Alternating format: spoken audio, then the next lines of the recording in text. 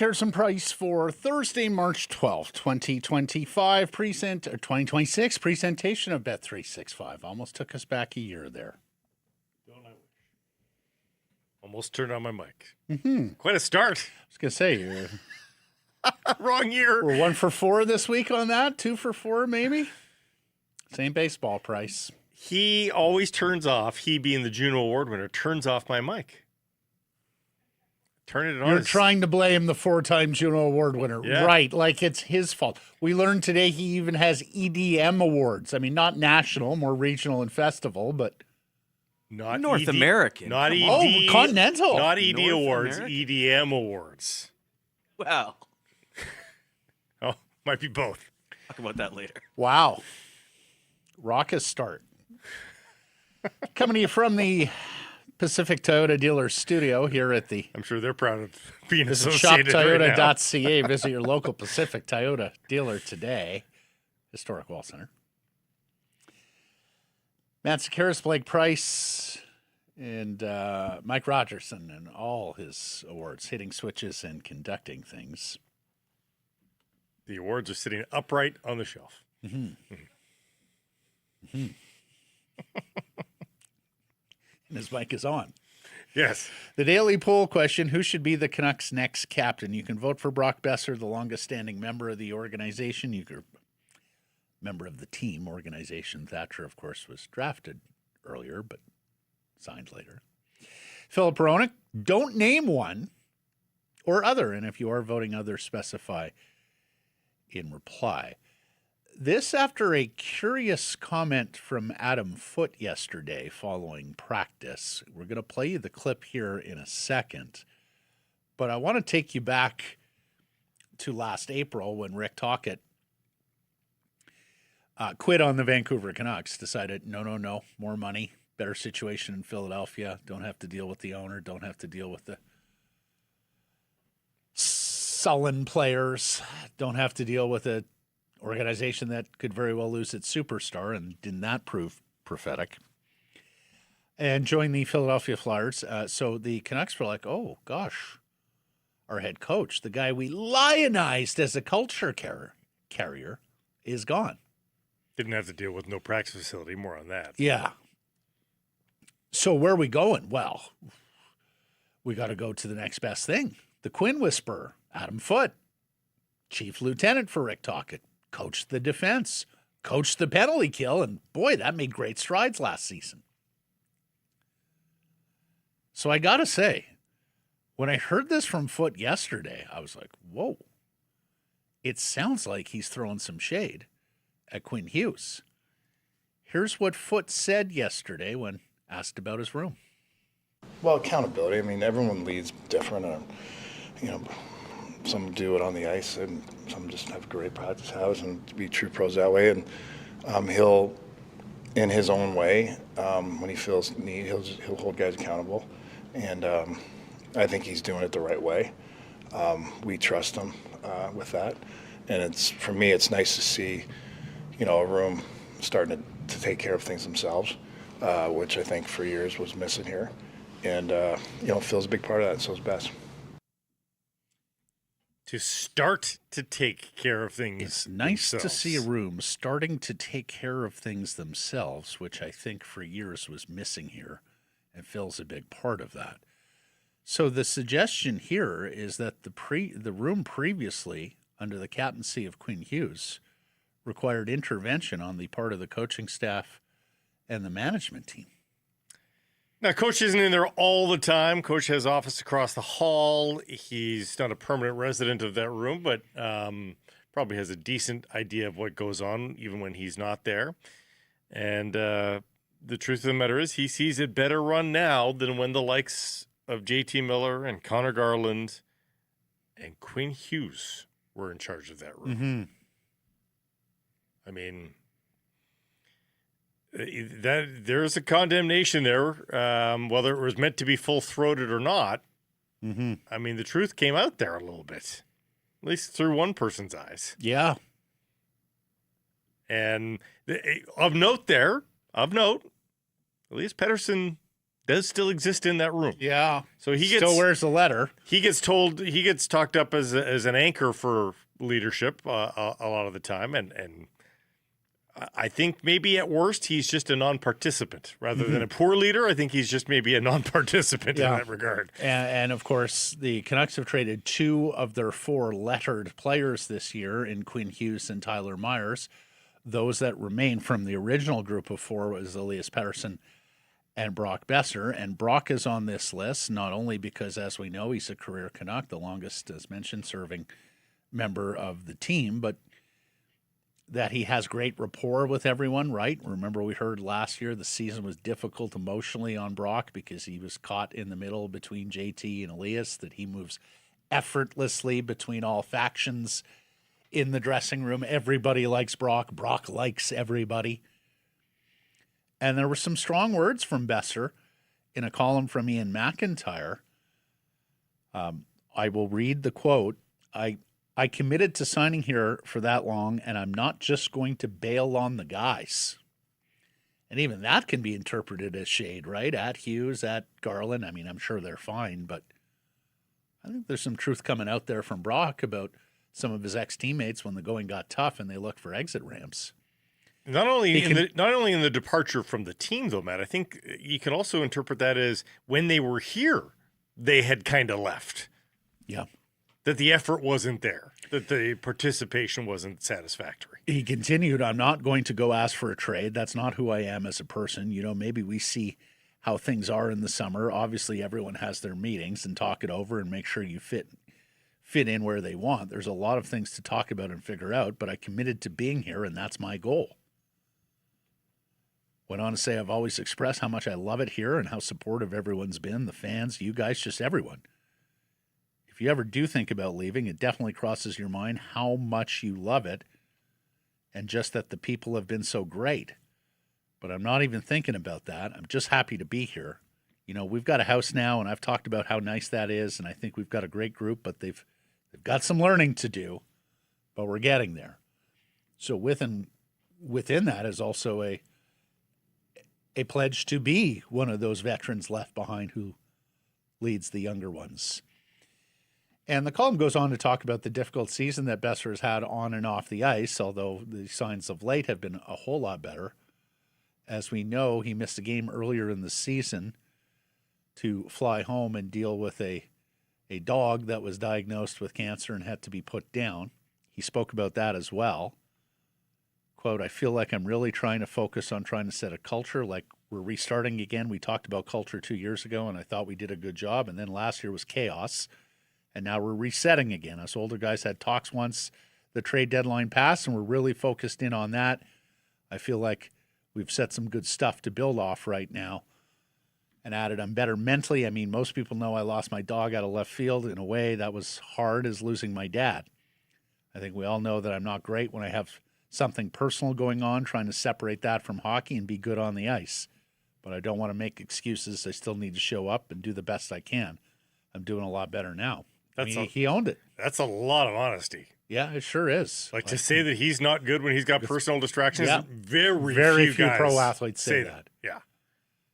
And you know, the last time the chaos word too is that is, but he's not wrong. He's not wrong. And you can bet the president of hockey operations is like, I told you it was chaos. Yeah. Like he's been the strongest on what went on last year. Right. To see a player vouch for that and say it was chaos. That's something. And I probably don't have as big a problem with Philip Hronek as captain as some do, some viewing it through the lens of, he's clear he doesn't want to speak publicly all that much on behalf of the room and can be a grumpy guy, and do you want that front facing? And I get all those concerns. There are some that are valid in there. But after they moved Hughes and when we started having the conversation, who's the next captain of the Vancouver Canucks, I just felt like Boeser softens some of the edges of this organization, which has been horribly run, has some extremely unpopular people at the top making decisions, are afraid of their fans, are at war with the media. And then Brock comes out and speaks on behalf of the room, or even just on behalf of himself. And it just seems to land well with Canucks fans who, needless to say, have a whole lot of affection and a whole lot of sympathy for Brock because we know him so well and know his personal story so well. He has shared his life with us. And, later with Rob Williams, we're going to talk about this proposed practice facility at Britannia in the heart of the city and how it puts you right in the community, like right in the milieu of the community and with your fans. It's not some far-flung gated place, right? Like it is right there on Commercial. And I think Brock has done a very good job of connecting with Canucks fans from the moment he got here.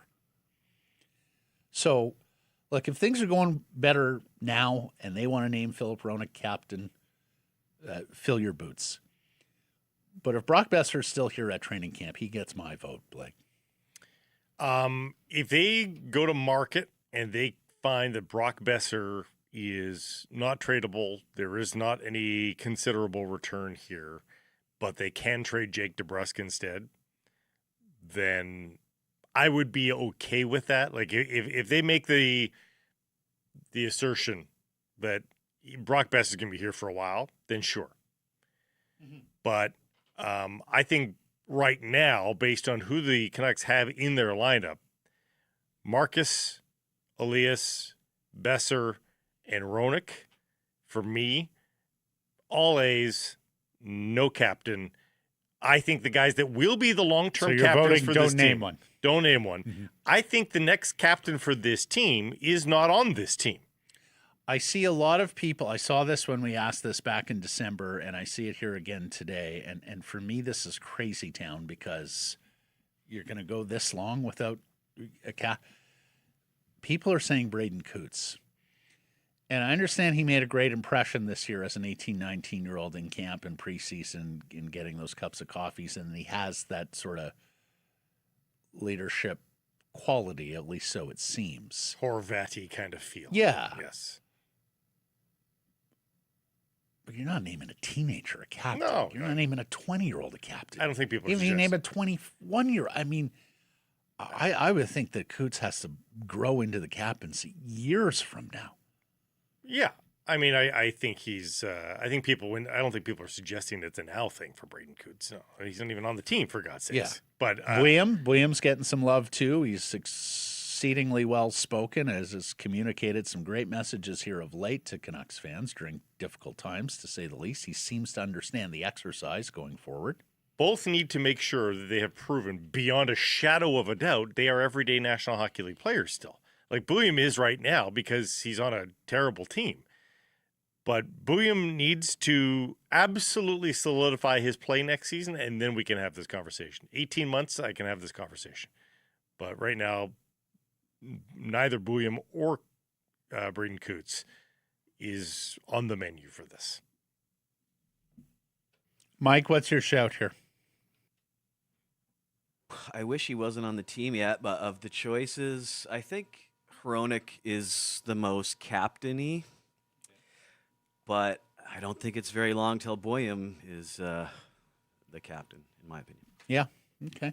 I can hear that most as well. captain-y. See, like, I think most people would the first thing out of people's mouths when they think about captaincy, any Are fan, they a good communicator? right? Like that's the first thing out of the mouths of a fan, and that's great that Hronek does great work in the room, and I think he speaks a lot more in the room than he does publicly. But like, if you ask the average fan, list the roles of a captain on an NHL team, I think the first thing that every fan puts down is the mouthpiece for the team. Mm-hmm. And a guy that detests speaking to the media cannot be that guy then. Just can't. He's a leader. He can wear an A. The one thing, it's funny, we're going to talk about Chris Pronger a little later. I can remember in my early days covering the NHL we blew through St. Louis one day, and Pronger was not available.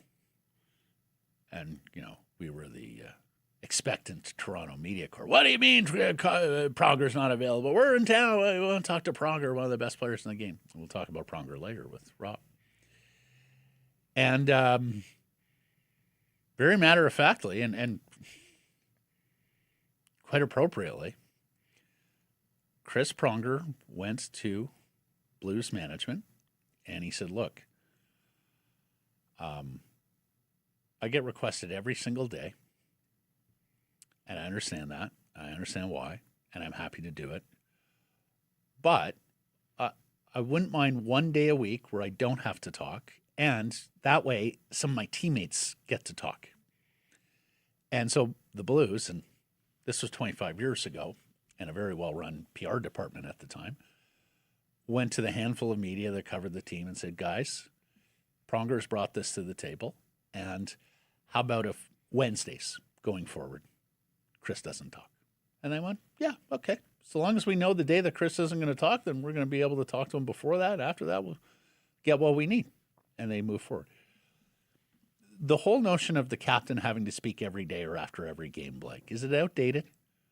Could we not go to a model where, 3 out of 4, 4 out of 5 games, and then a guy with an A speaks on the other days? But I think we're there, aren't we? Like, I don't think the captain speaks every day. So then, but I still think that's still a 400% increase on what Phil Roenick does right now. So, although he is speaking more, it's clear. Yeah, he's not verbose. They're trotting him out. He is going out there, but they're forward answers. And again, that is part of the job. So, what I would say is, I'm not sure where anybody is keeping a word count on the length, duration of the answers. Although I also understand what you're saying with regards to if that's going to be formulaic day after day with the short answers, that's not a good look for the club. No. And that's not a good look for him. No. Linus Ullmark in Ottawa, since taking leave of the team, seeing all those rumors about him online and coming back, has adopted that. In fact, he gave 3 answers after the game last night. And by the way, extraordinary game last night in Montreal. Yeah, it was Ottawa. fun. It felt like a Good playoff finish. game. Yep. He got asked 2 sort of, here's my premise question. And he went, yep, it's a pretty good synopsis. And then he was asked an open-ended question, and he gave a very short answer, and that's it. And if you ask him a closed-ended question right now, he will give you a yes or no. And so there's a little bit of, fans are going, oh, media, stop requesting him, stop talking to him.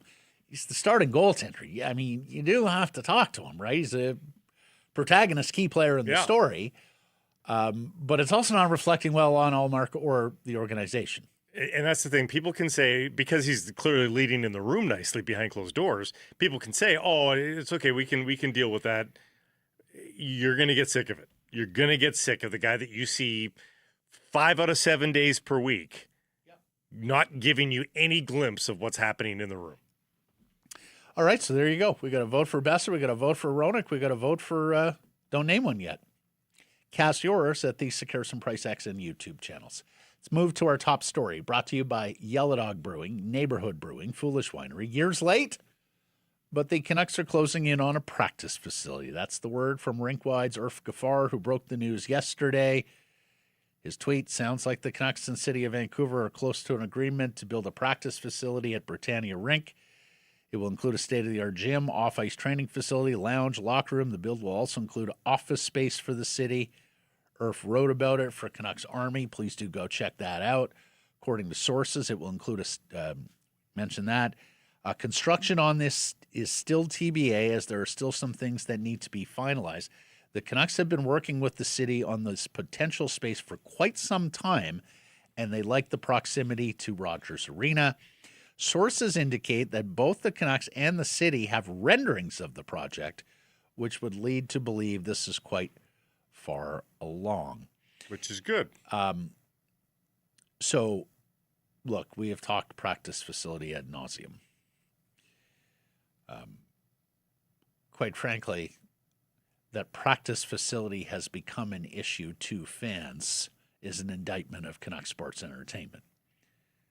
Because this was not a issue or a story that a lot of fans understood on the front end, but years later now they do understand because they've heard enough players and ex-players talk about the value of a practice facility, that it's keeping up with the Joneses, the cost of doing business in today's NHL, or today's Big Four pro sports.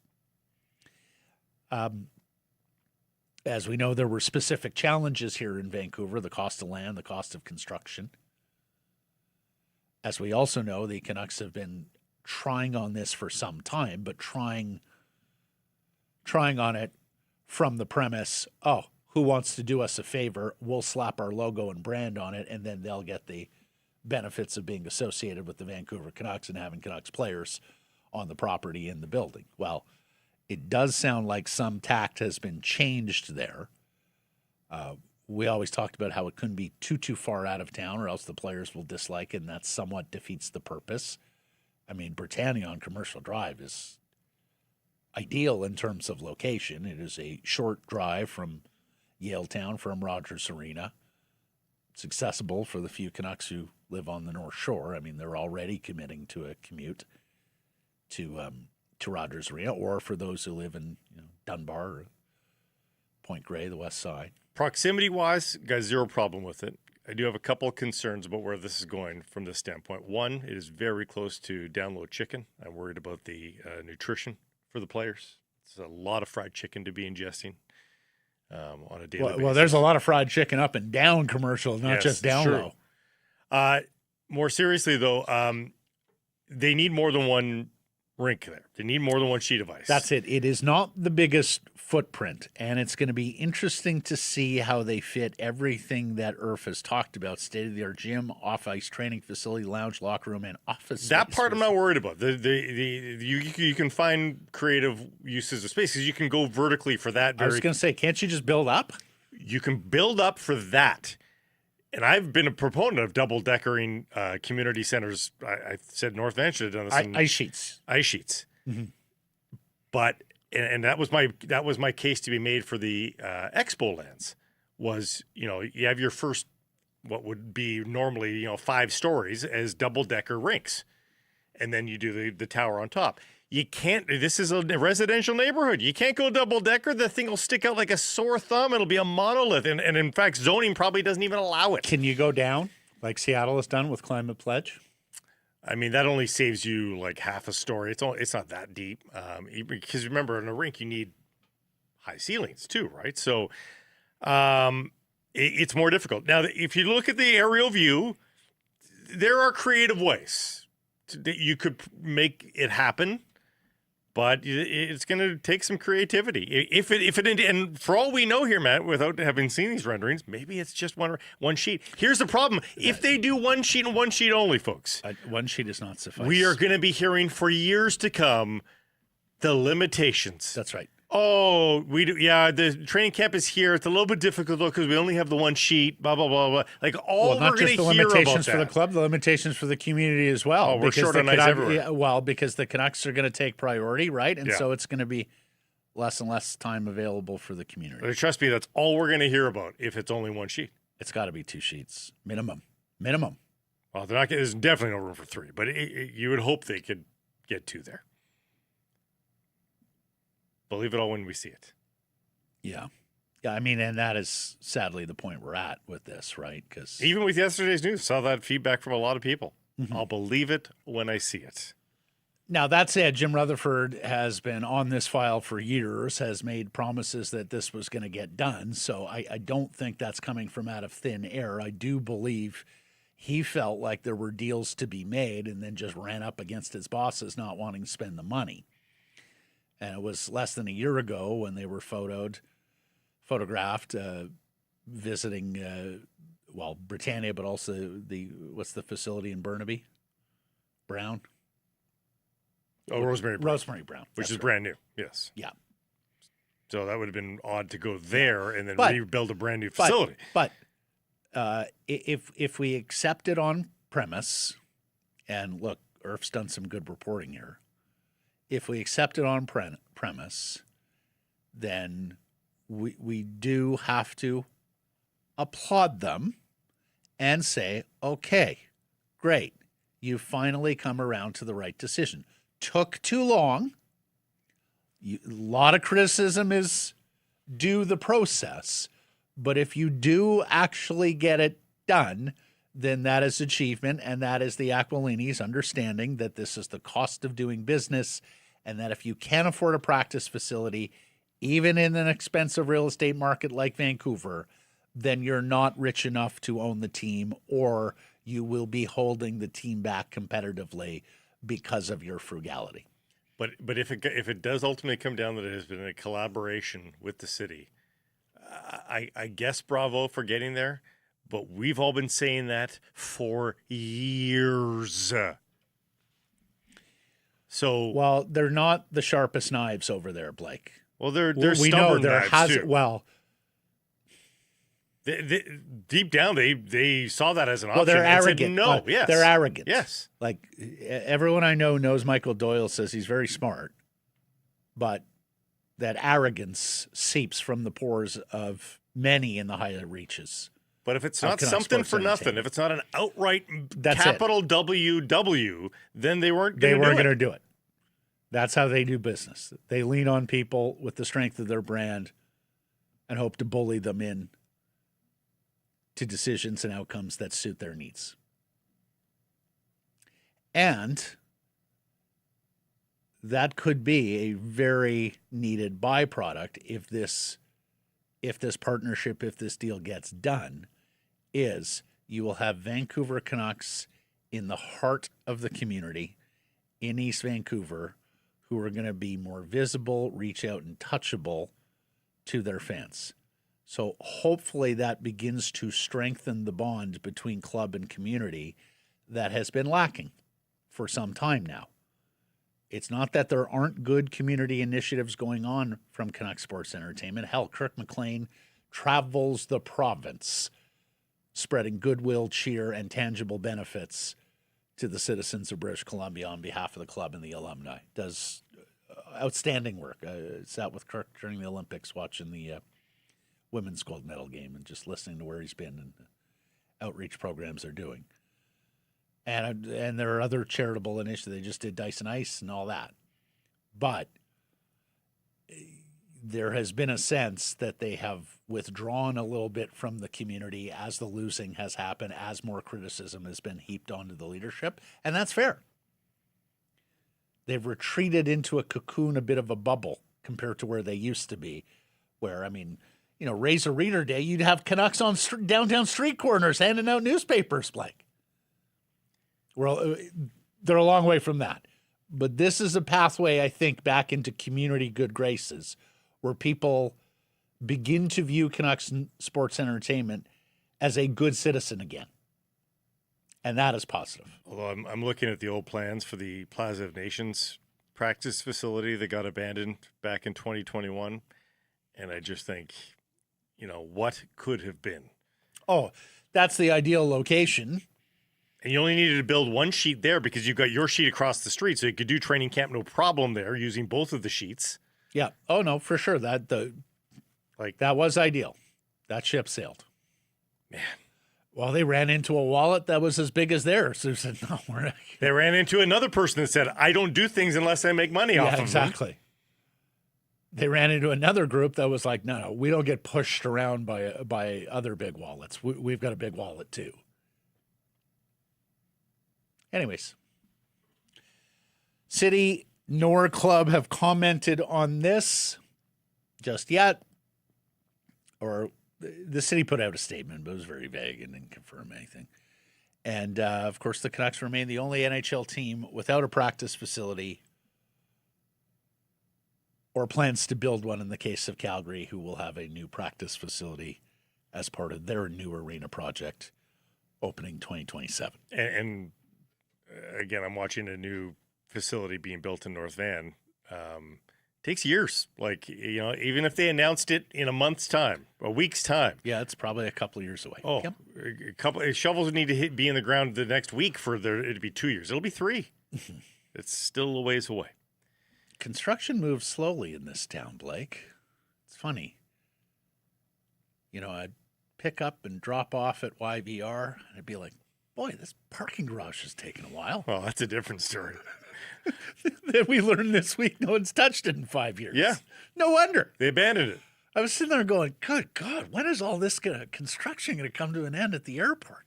For people that missed that story, they greenlit that This is parking lot, unbelievable. and then halfway through the build, they were like, you know what? We don't need it.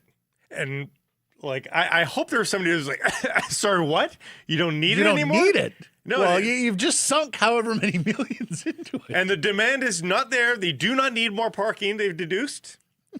So they're just going to let that sit there, that concrete monolith at YVR. It's funny because as a young reporter, and you might have been on this as well, as a young reporter, if you're doing community news, you will invariably come up against the parking garage story, right? Where there's a place somewhere in the community that drives a lot of people to it. People who drive there are frustrated by the lack of parking. And so someone proposes building a parking garage, and then it goes through the necessary steps. And there's a huge debate because, well, if you build a parking garage, there's nothing else you can do with the edifice other than parking, right? Yeah. Like, it's not a multi-use convertible place. It's either a parking garage or it's a parking garage. If you build a restaurant, the restaurant goes out of business. It can be a store. It can be all sorts of everything. Yeah. Exactly. It's a parking garage. It's got no other lifespan. And if you don't need it at some point, there's a cost to tearing it down. Plus, they're hideous. That's the other thing that comes up, right? Have you not sat in a council meeting? Oh, my God, parking garages. They're so ugly. Blight on the city. We got to go underground. There is no segue here. Creative. I've tried. I'm just going to tell you about the Hi There Lemon Hard Iced Tea from Yellow Dog Spirits. This iced tea, perfect for any summertime activity. But heck, spring skiing? Yeah, absolutely. Whether you're relaxing on the beach, sweating through an intense game of pickleball, skiing the slopes, you'll have refreshing relief right there at your fingertips. It's sweet, crafted, hard iced tea. It's like sipping sunshine in a can. Go check it out from Yellow Dog Spirits. Ice. Yeah, there you go. Maybe he's turning my mic off now, too. Mike, I've told you. You guys are making me look bad today. Mike, I've told you. This thing's my baby, okay? I don't have children. Don't touch my mic. Pardon? Canucks face the Nashville Predators tonight at Rogers Arena. Get excited. And Adam Foote wants Evander Kane to get to 1,000 games as a Vancouver Canuck. Here's Coach. Yeah. I mean, I want to see him get that. You know what I mean? Like, that's something. Who knows what Vander's going to do moving forward? I haven't talked about what he wants to do, if he wants to continue to play after this. I'm sure he does, but you always want a player to reach those goals for sure. So that's a great, that's a great thing to have in your hat. And I can understand that coming from a guy who's also on the 1,000 Games Club. I can understand that from a head coach who wants to do well by his player. And I can understand Evander Kane in the lineup tonight. 9 games away, let's get him to 1,000. What I can't understand is the real estate he had at practice yesterday. This is a guy who's not part of your future. You have him on first line left wing with Elias Pettersson. This after we had just talked and everybody had seen. Oh, look at that. Pettersson and Höglander. Things seem to be wires reconnecting there a little bit. And for Höglander, finally, right? I mean, just a season from hell. Höglander could well be part of your future. He's under contract for 2 more years. You thought so much of him, you extended him 3 by 3. A year out from when you had to extend him, too. Now, it was optional today. But you're telling me you think he's going Kane on that top line and Höglander's going to be the scratch? Yep, that's what Adam Foote said. Adam Foote said Kane is in, Höglander out. Yeah, I mean, this is why whenever I hear people say, coaches coach, managers manage, sometimes managers have to weigh in. Yeah, And this is a perfect opportunity. to weigh in. Adam, not crazy about Kane playing, period, but if No, you're no. going to play him, you can't be on the first line. You have to be developing young players. That's not how the discussion goes, Blake. It's Patrick or Jim goes into the office and says, Adam, we have a vested stake in developing the young players on this team who are absolutely going to be here next year. Those players are, and you laundry list them.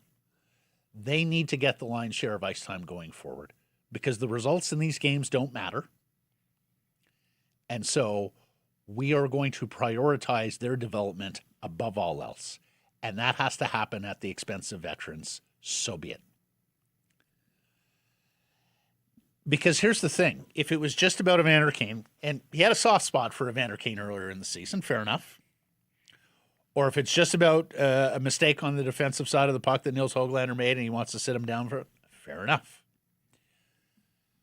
But the way he structured his defense pairs yesterday also tells me he doesn't understand the exercise.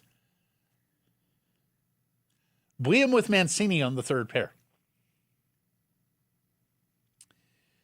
EPD with Philip Hronek on the first pair. Marcus Pettersson with Tom WIllander on the middle pair. We had seen signs from Buium as well. We had the tweet from that Canucks fan yesterday who did the math. Hey, when Buium and Philip Hronek are on the same pair,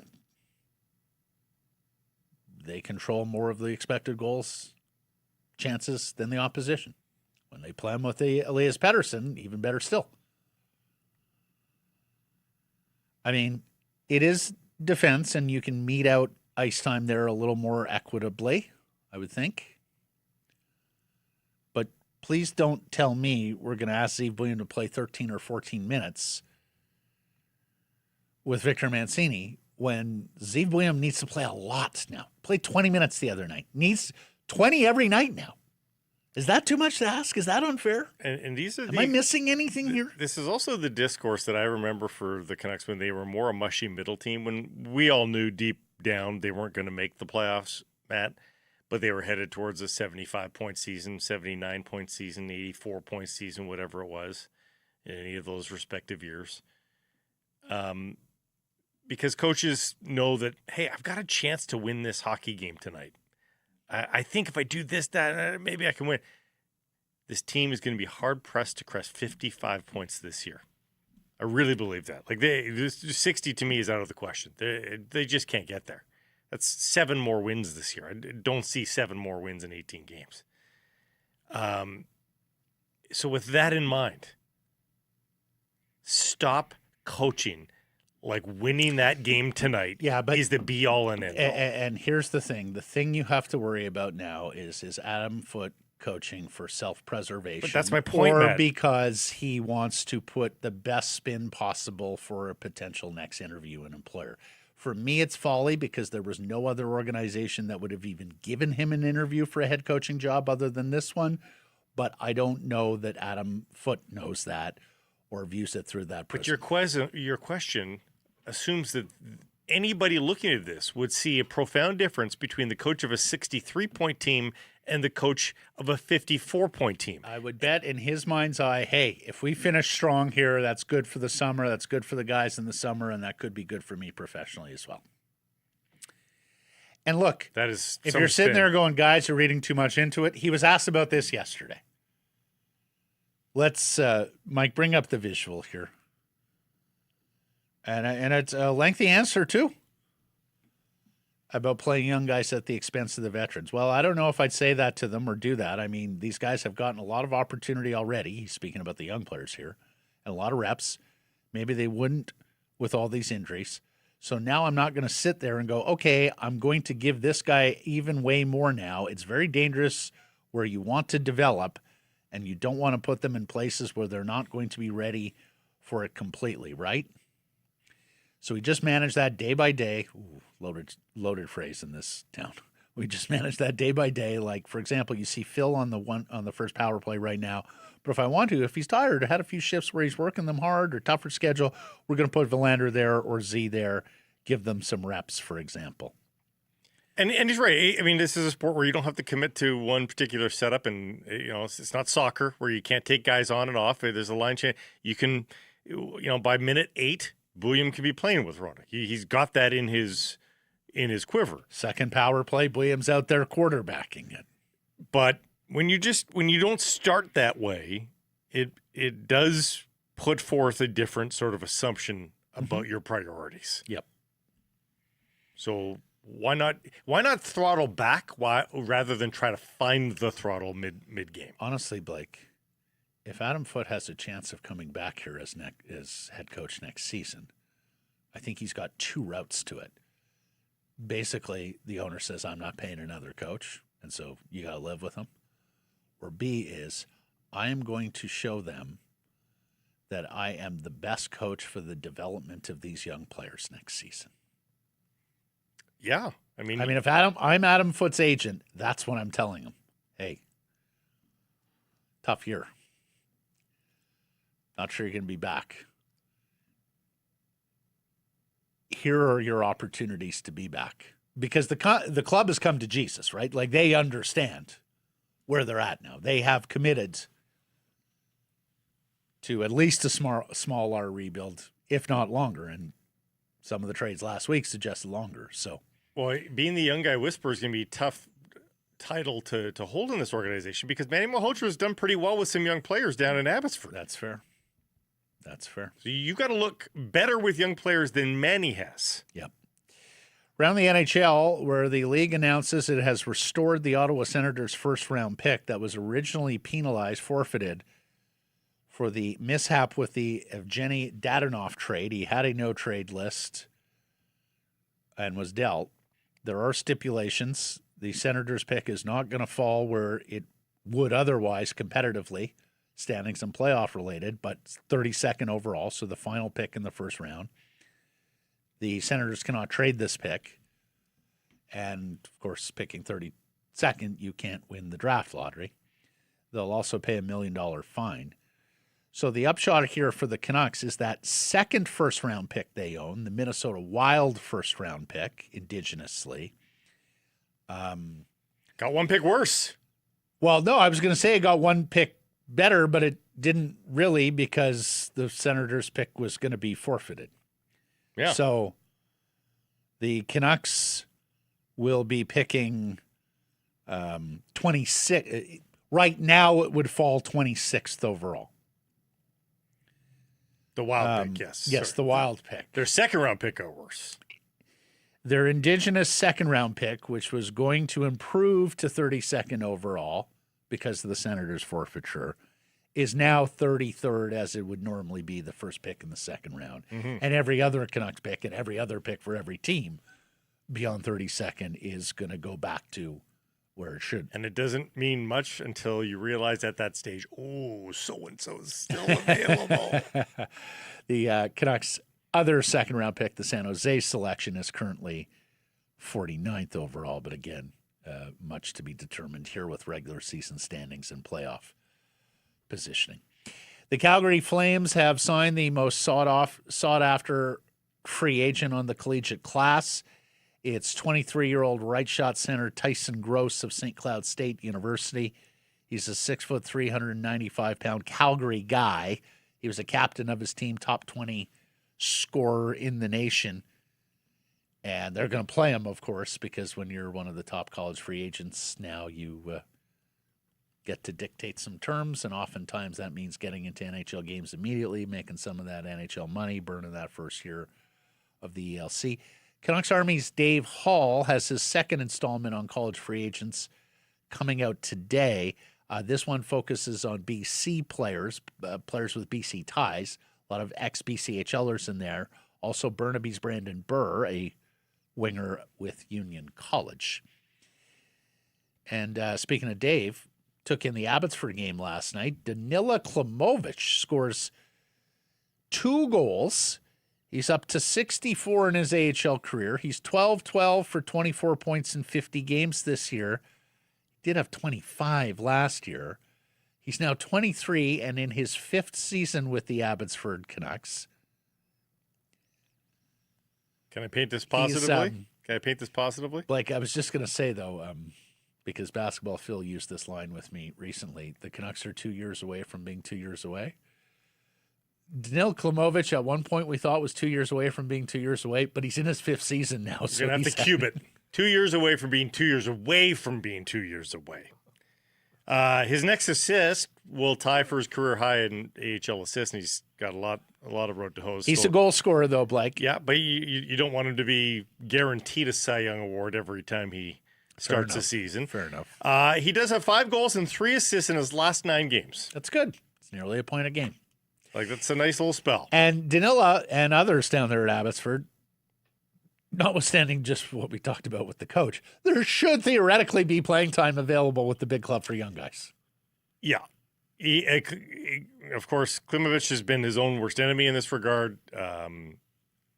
He's been a tough, I think, player to handle for his head coaches. I don't believe he's all that self-motivated. But if he can get on a roll here, he's got, more even strength goals and power play goals this year, which is nice to see.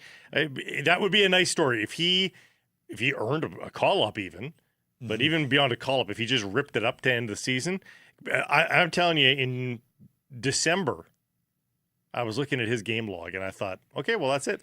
That's it for Danil Klimovich. It's done. It's just absolutely done here. There is no pathway.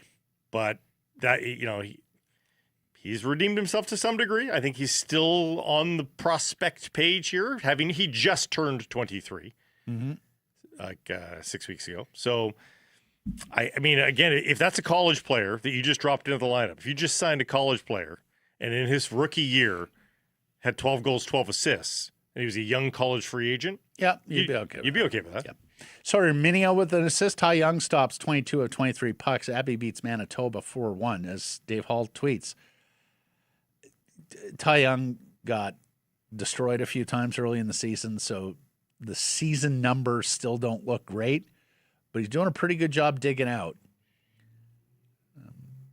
He's back with Abbotsford after playing in the ECHL some, which is not a death sentence for a goalie's career. A lot of good goalies have done ECHL bids.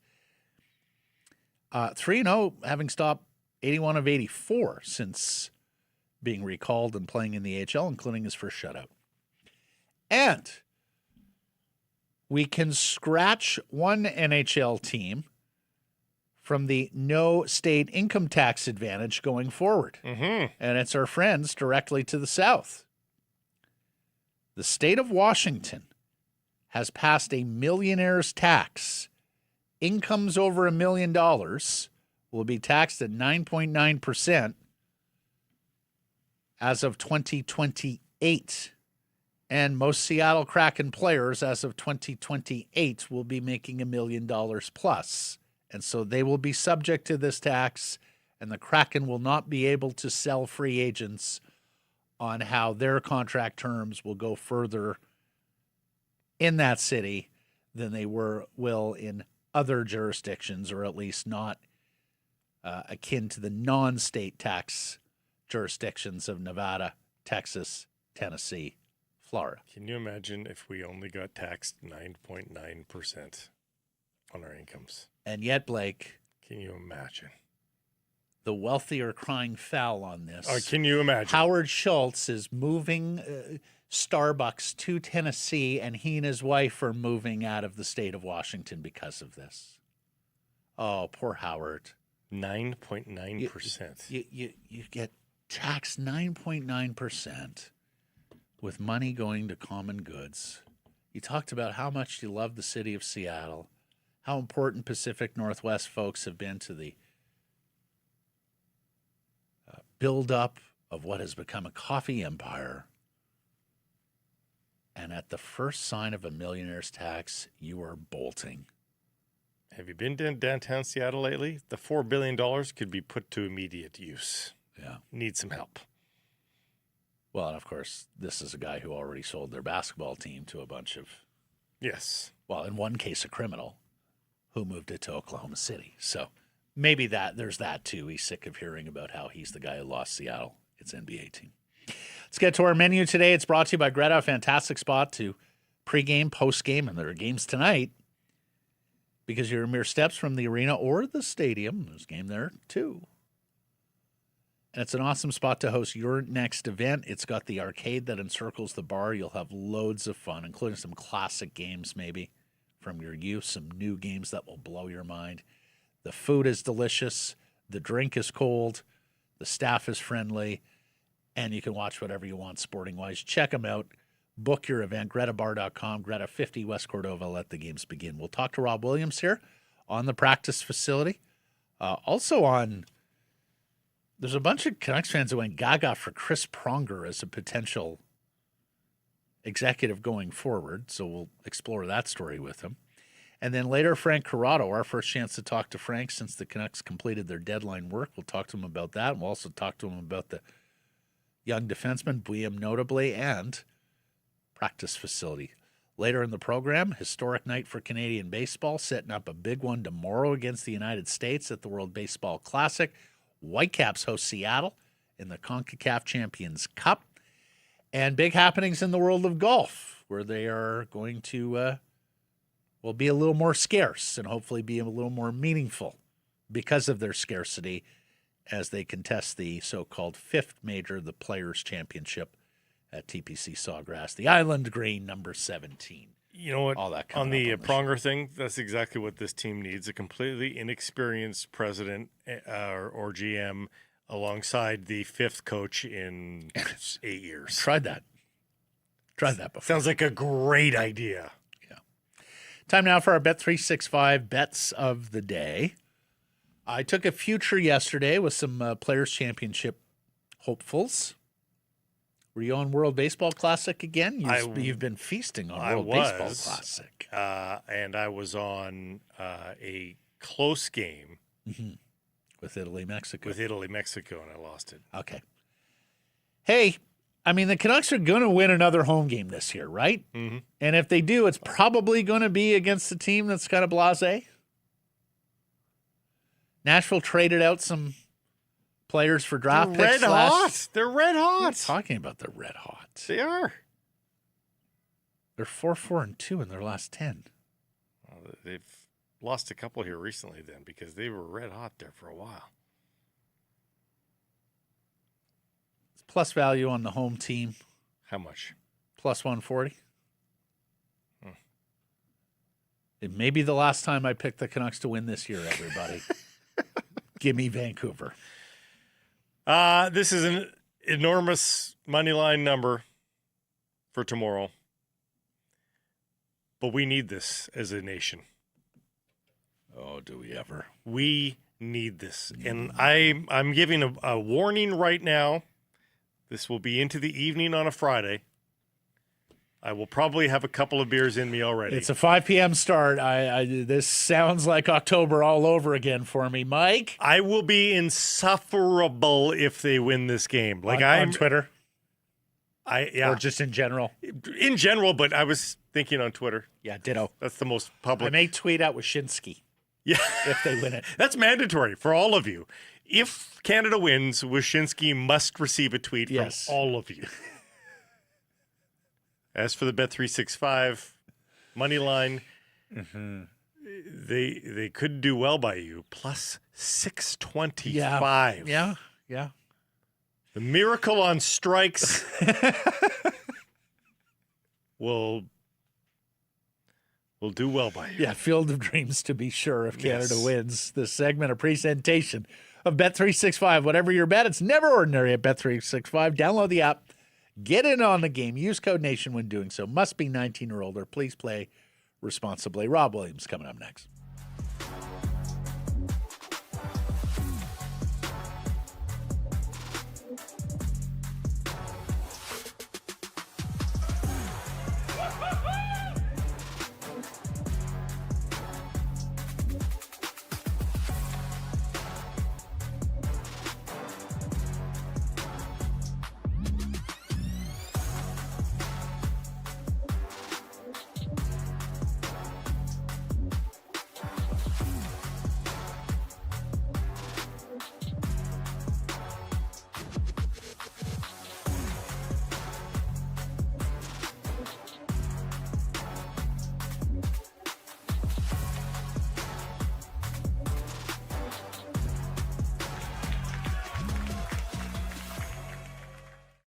Sick Harrison Price from the historic Wall Center.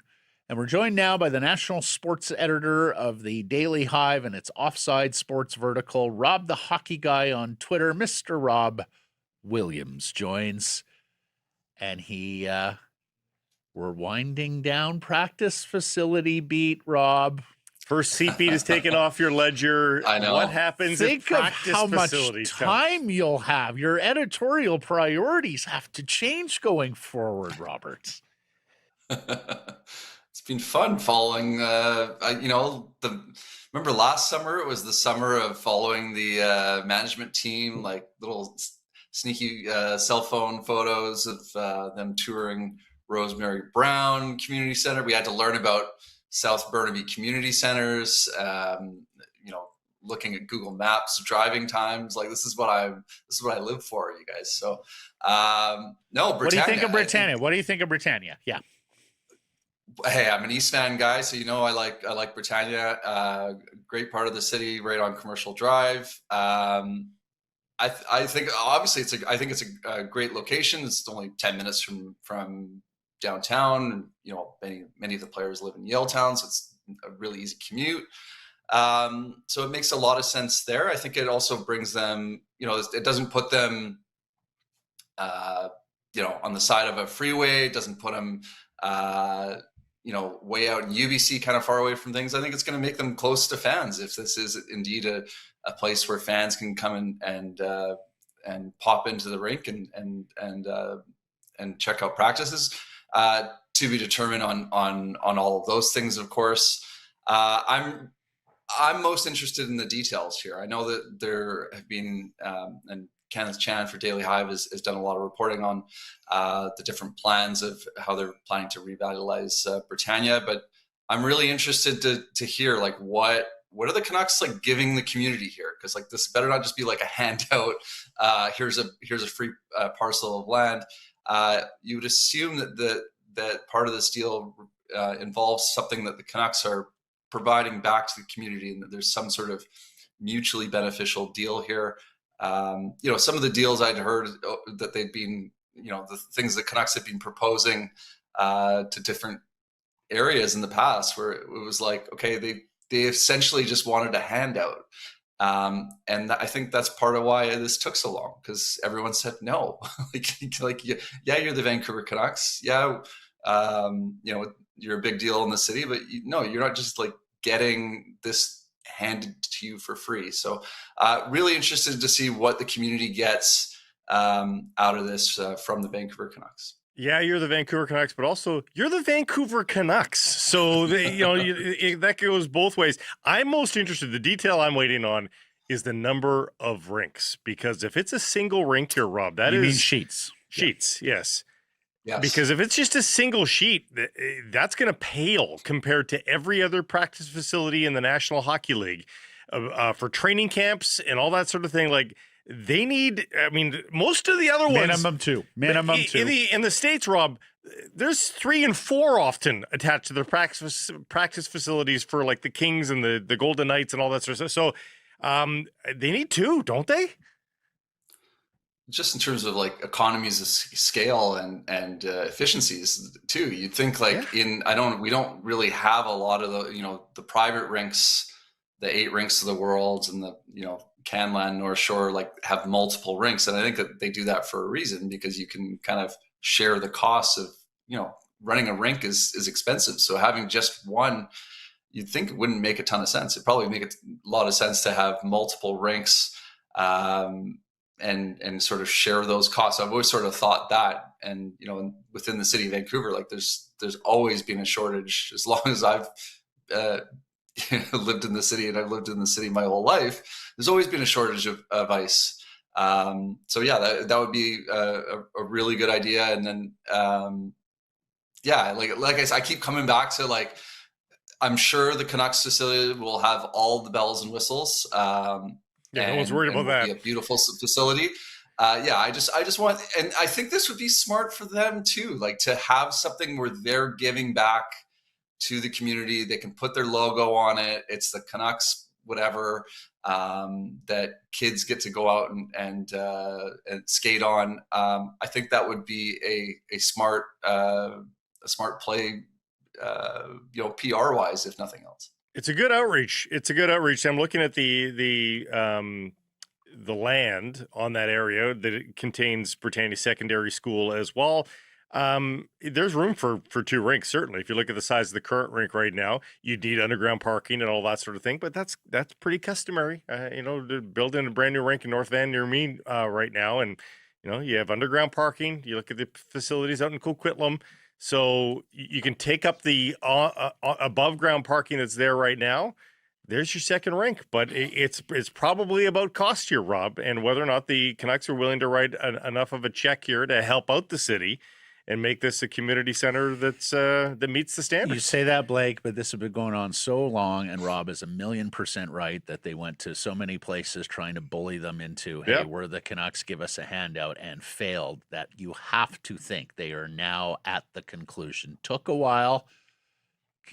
Hey, some density over there. Took a while, but I think they now realize, we're actually going to have to buck up and pay for something. And if that's the case here, guys, well, then you've just wasted all this time and had all this turmoil, and no one knows. He wouldn't look at it that way because he looks at it in, okay, well, we exhausted all options. Nobody's going to give it to me for free or make me a deal where I am the biggest beneficiary by far. So I guess now I have to do a win-win deal. The hottest take is the Canucks would be Stanley Cup champions right now if they had a practice facility 5 years ago, because they would have all the free agents would have flooded to Vancouver, right?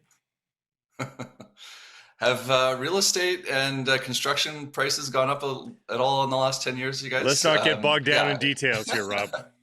You know what's funny is that I really thought this was going to happen like really fast once the Seattle Kraken unveiled their beautiful facility. And their facility looks I've never visited it myself, but I've seen the photos and everything. It looks amazing. And it's a place where that fans can go and check out the team, and you can go, and I think they've got like a sports bar and stuff there. It makes a ton of sense. That's a really, it seems like an extension of a way to connect with fans, right? That's it. Put a little team store there, and like I say, Britannia, you get a lot of foot traffic, right? It's right off Commercial Drive. There's a lot of people that live in that area. I think there's, if with some vision, with a bit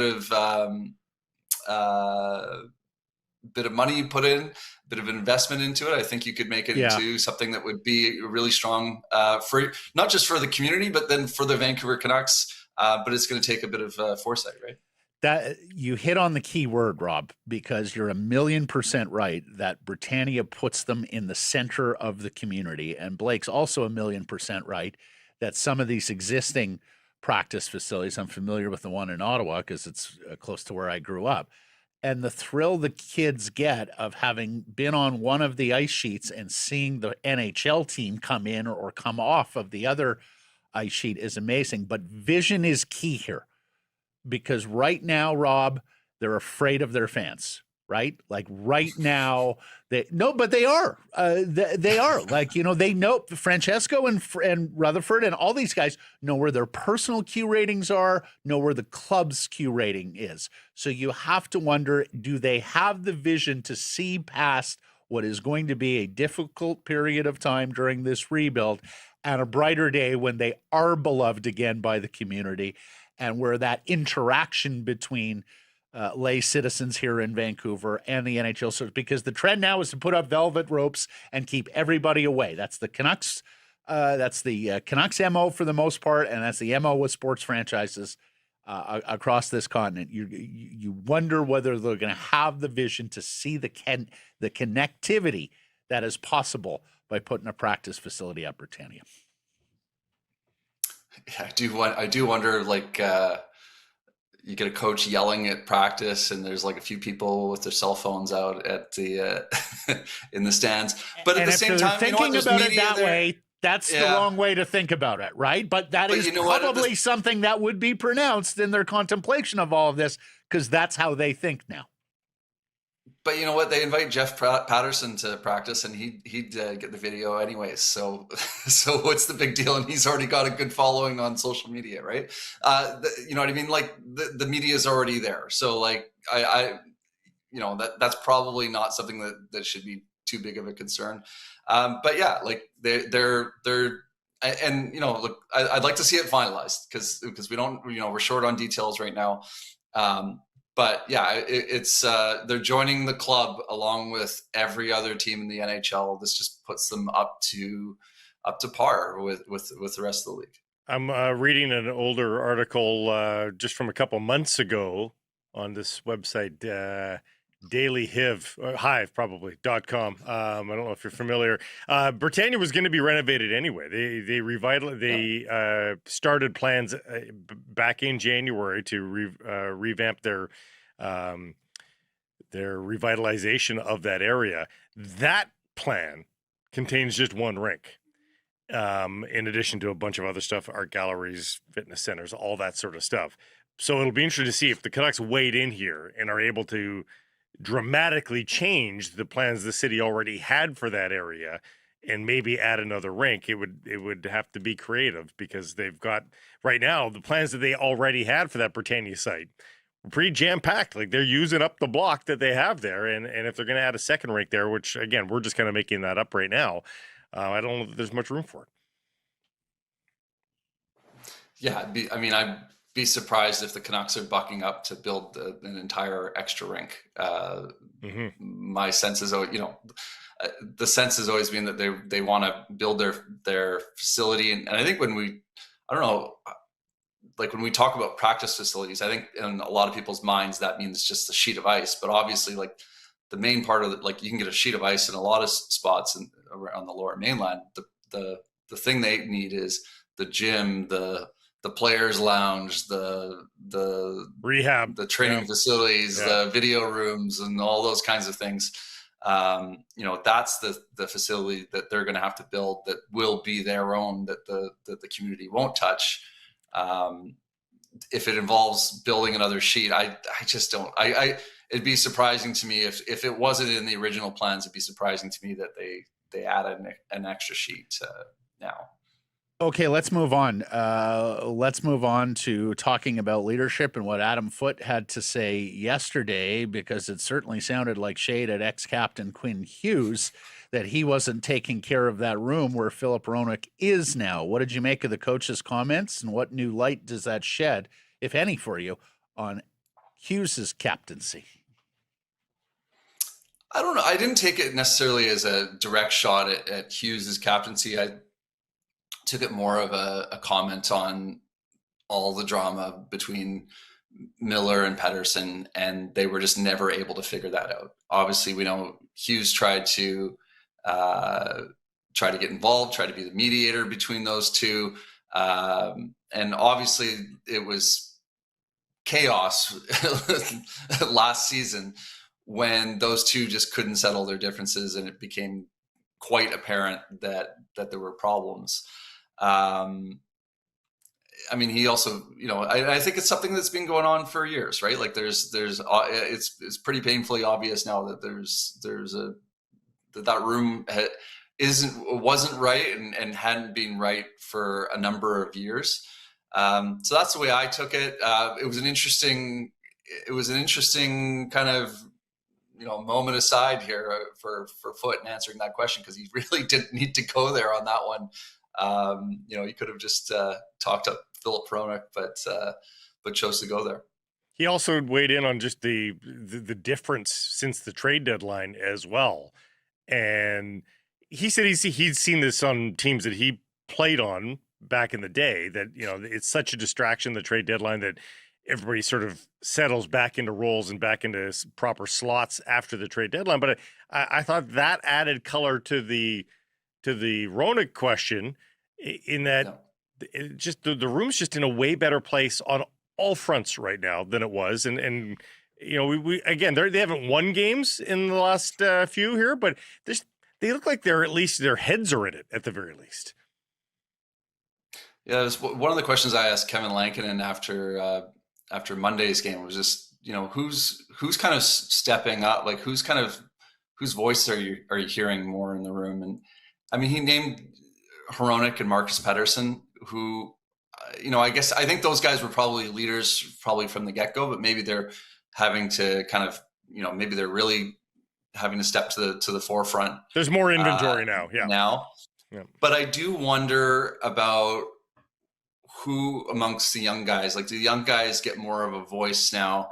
Do they feel more comfortable now that some of those veterans are kind of out of the way? And I think we've seen from some of the behind the scenes videos that the Canucks have posted in the last few weeks, where you kind of see the young guys kind of joking around and kind of, starting to bond a little bit. So I think it's going to be really interesting to see how that develops. And I kind of think back to, I know it's been a long time since they've done like a tear it down to the studs rebuild, but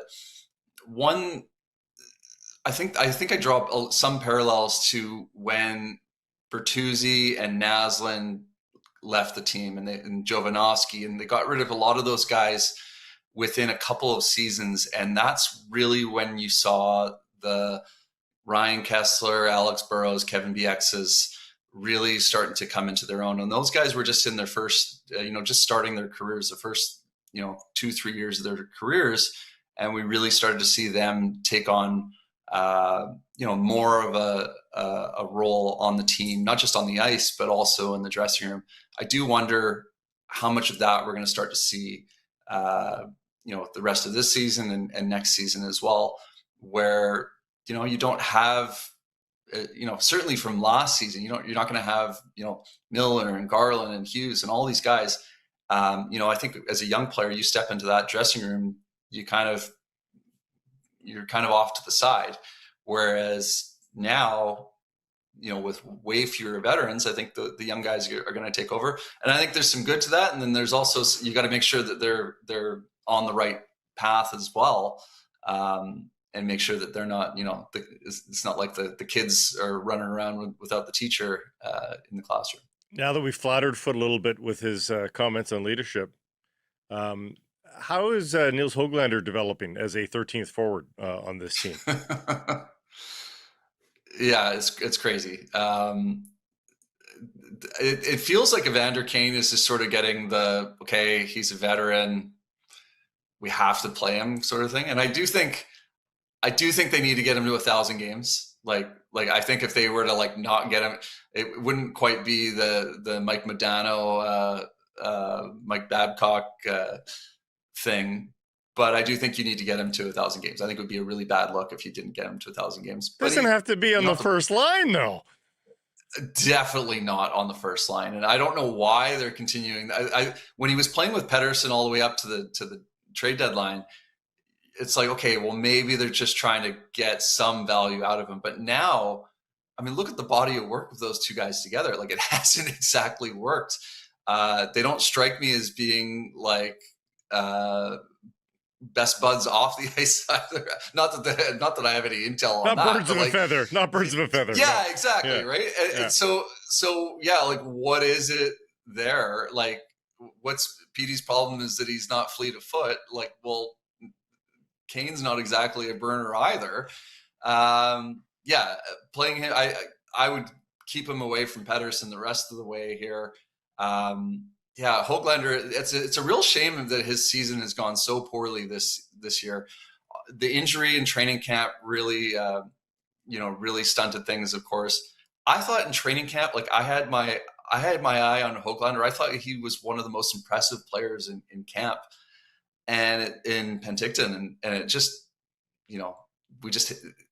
I couldn't have been more wrong if I was predicting him to be the breakout player. And a lot of it goes back to the injury, but he's a number of weeks past that now, and you'd like to see at least see some more flashes down the stretch, because I don't know what they do with him. I don't think you trade him. I mean, you got to be open to anything, but his trade value has got to be an all-time low right now, right? I still think that there's something there, but we just, we're not seeing the production.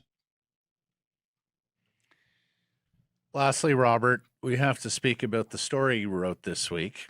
And Mike has the visual there for those of you who are on visual platforms. So Chris Pronger is coming up to Vancouver to do the Amazon game on Monday night against Ottawa. He puts out a tweet while en route with regards to leadership and culture. And you and many others go gaga and fall in love with Chris Pronger because he was a great player and want to make him president of the hockey club. Really? That's my question here, Williams. Really? That's all it took? I'm not saying that. I'm not. It wasn't me saying this. This was Canucks fans. I thought it was hilarious. Yeah, like Chris Pronger was just answering questions on Twitter and just had some like logical, forward-looking, sane ideas, and people are just like, yes, like hire this man. That's where the bar is with the Vancouver Canucks right now. Could he be president of hockey operations or something to that effect? And he's just the guy hiring the general manager that's actually going to be making the deals. I'd have no problem with that. Certainly he'd be a good spokesperson for the team. He'd be good for the media. I think you want... Look, I know that, Matt, you keep looking at me like that. I know.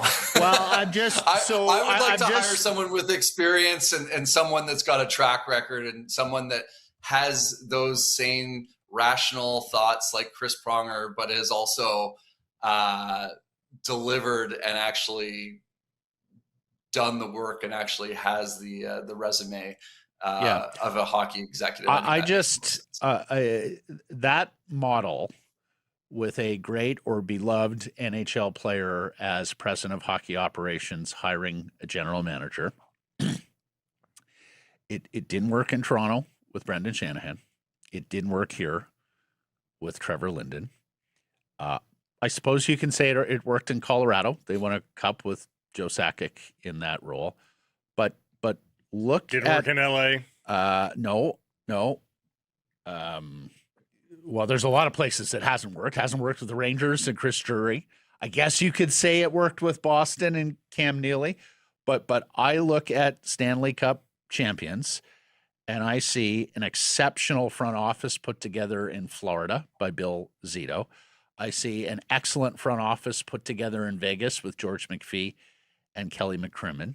I look at the Tampa Cups and, you can say that Steve Yzerman, but here's the thing. Steve Yzerman actually did the work. He served in a junior capacity in a front office and learned from the likes of Kenny Holland and Jimmy Devellano and others and worked his way up to being a president or a And the young nerds have at least been successful, if not cup winners, in Carolina, Utah, and Pittsburgh, right? I mean, Pittsburgh's one of the best stories of the season. Yeah. So I thought it was less about that. I think Chris Pronger should be hired, and even that Canucks fans really want Pronger of all people, and more just a window into what Canucks fans want to hear. And fair. Pronger was answering questions that were prefaced like, if you were general manager, what would be your priority? And he says, fixing the culture. And everyone's like, yes, thank you. We haven't heard this regime acknowledge that. So things like that, I think that was more my way of thinking of that. But you're right. Like you should be looking, you can't get enamored by the name. You can't just be like, oh, this Chris Pronger is a smart guy and he was a great hockey player. He should be, have the top job, right? Because, how many people are great in their first job in a new industry? Well, that's it. It makes sense to learn under somebody really intelligent and get shown the ropes and then proceed from there. It is a very short list of former great players turning into great coaches or great general managers across all sports. Yep. So when I hear those names, I go, okay, it's got marquee value. I'm sure Francesco will love palling around in Yaletown with him because he'll have onlookers and people coming up looking for photos and he'll be adjacent to star power and all that. But does he actually have the goods to do the job? And that is, hey, maybe he does. I'm just awfully The right answer skeptical. is if you're going to do something like that, you bring him in alongside a thinker, like a hockey thinker. Well, like Rick Nash right now is going through his apprenticeship with the Columbus Blue Jackets, learning from Don Waddell, and now he's got Lawrence there as well on the cap and contract side. So, like, you know, I respect that from guys like Yzerman and Rick Nash. Is they're not just trading on their name as a former great player. They're actually willing to start from an appropriate place in the new line of work, not thinking they know everything. Any ex-player, Messier was like, who thought, oh, someone's just going to gift me a POHO job or a head coaching job because of my name. You know, that tells me that there's a delusion going into the gig about, oh, I'm a great player. That means I'm a great at everything else or other things as well. And 1 + 1 does not always equal 2 there.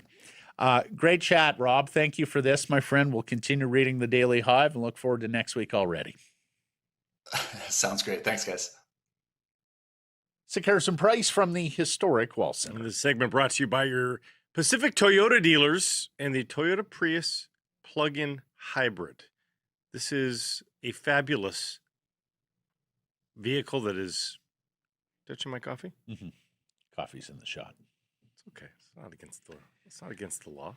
It's about dressing the set. You know, it should be against the law. Corrado knows that. Looking so good in a Toyota Prius plug-in hybrid, like Frank Corrado. I don't think he has one. Well, he looks good. He should get into one. Take one for a test drive. Go check it out. See what it does for you, because what it did for me is thrilled me. What a ride. The acceleration just tapped the gas.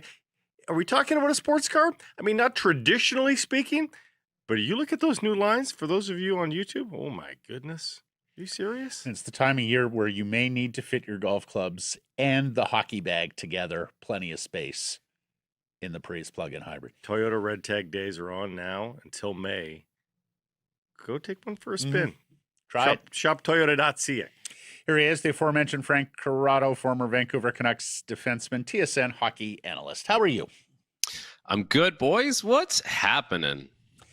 Well, we're doing the death march here in Vancouver again, Frank, and so we are distracting ourselves with stories away from the games. We have not wrapped up the Canucks deadline with you because we had you earlier last week, and they made several trades thereafter. So talk to me. What did you think of what they got for Connor Garland and the rest of the Canucks deadline work? I think the thing that you have to keep in mind when you break down the return for Connor Garland is he's a really good player. He's a really useful player. He's got a long extension with a lot of money that hasn't kicked in yet, and he's not getting any younger. So the fact that you got a third and a second out of that situation, I mean, you would have liked to get more, in my opinion, because he is a good player. He's a useful guy. Like, he's a big part of the Canucks. He was a big part of the Canucks when they were playing good hockey and winning games. But the reality is you're always working with that price tag that's attached to a guy. So Columbus gets a good player. Vancouver gets more picks. At some points, you will look to like weaponize a lot of these picks and see if you can bring in some young players and take some swings on some guys. But it's kind of the reality of the situation when, you know, you sign a guy to an extension full well thinking he's going to be a part of your solution and working within that cap structure. Well, he goes somewhere else where it might be a squeeze to get him in. You know, you don't get full value back. Canucks fans are upset because they see what he's doing with the Columbus Blue Jackets, and they knew that player was there. They saw it in a Vancouver Canucks uniform. That's why he got that extension, for heaven's sake. Just not recently. But just not since November. Not for the most part this season. Who's played well since November?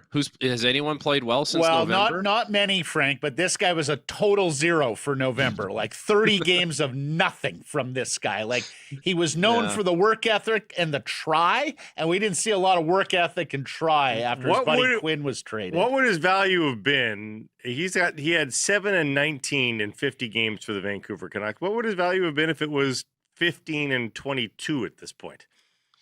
If it was 15 and 22, I don't know, maybe a little bit more, but you don't think that much?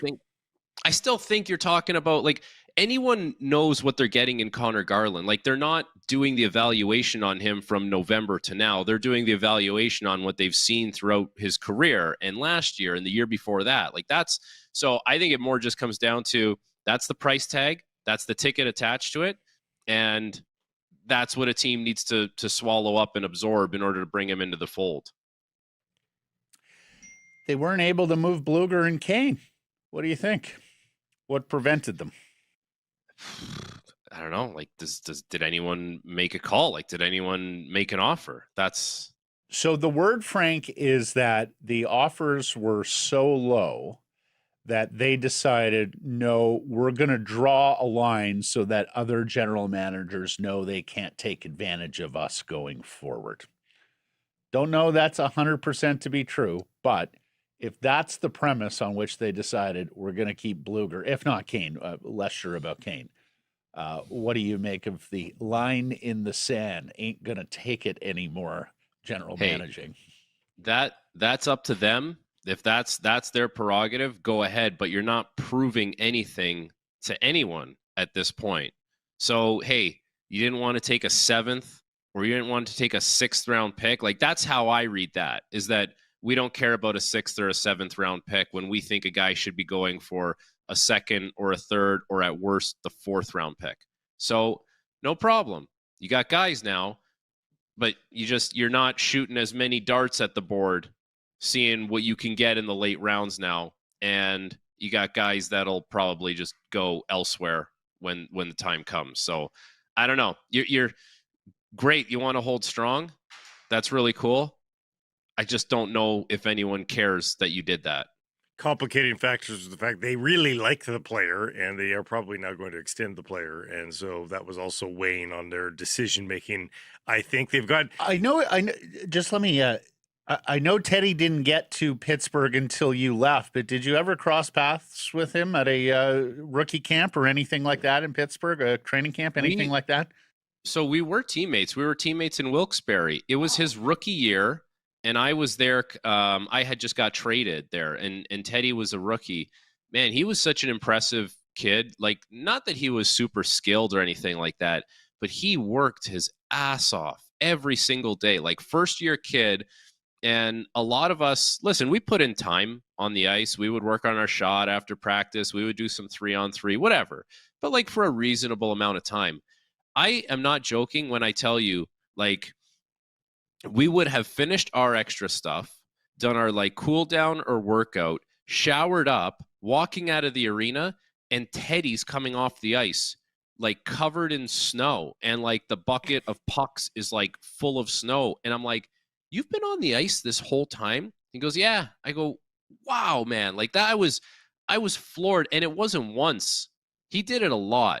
So, like, Teddy's whole game is just built on that, like, just working as hard as you possibly can and saying, if everyone's, gotten off the ice, let's say practice was at 10:30, if everyone's off the ice at 11:45, I'll stay out 30, 45 minutes longer and just work on stuff because that's what I think I need to do to get to the next level. So credit to him because he's been around, and that's why he's been around, because he's willing to work, like, crazy long hours and just push the pace that way. Not a lot of lazy Latvians. And I hear that, Frank, and I'm like, damn right then. Re-sign him and make him part of your leadership group to babysit the young ones going forward. What do you think? Yeah, I mean, listen, I guess I just said, like, why not trade a guy because you can get something for him? You could also trade a guy and then sign him back. You know what I mean? Like, you could always have that option available to you.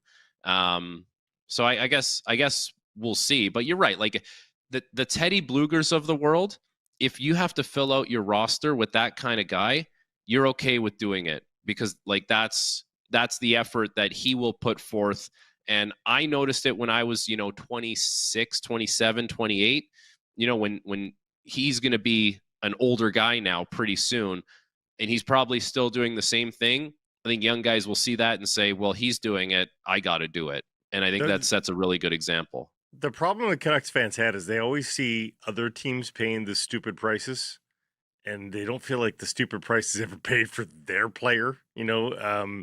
McCarron going for what he did and others as well. And I think people just thought, like, why didn't anybody see what Teddy Bluger's doing and pay the stupid price, overpay for, and no one's saying first round pick, but just, I feel like there were some stupid prices being paid, and none of it happened with Canucks players in a selling position. Yeah, I think that's the unfortunate part of when your season has gone as bad as it has. And I said this with some of the Toronto guys, Scott Lawton goes for a third. They had just brought him in the previous season for Grabenkin and a first. Brandon Carlo was minted in a first, but it's like when you're coming from a losing spot, it's hard to look good, and it's hard to say that you're watching and you're scouting that team and you say, no, we need that guy. It's like there might be a guy like that playing on a team that's a little better and has a little more mojo. That's my theory on that. No, that holds. So they get rid of the Garland contract, which is part of the exercise.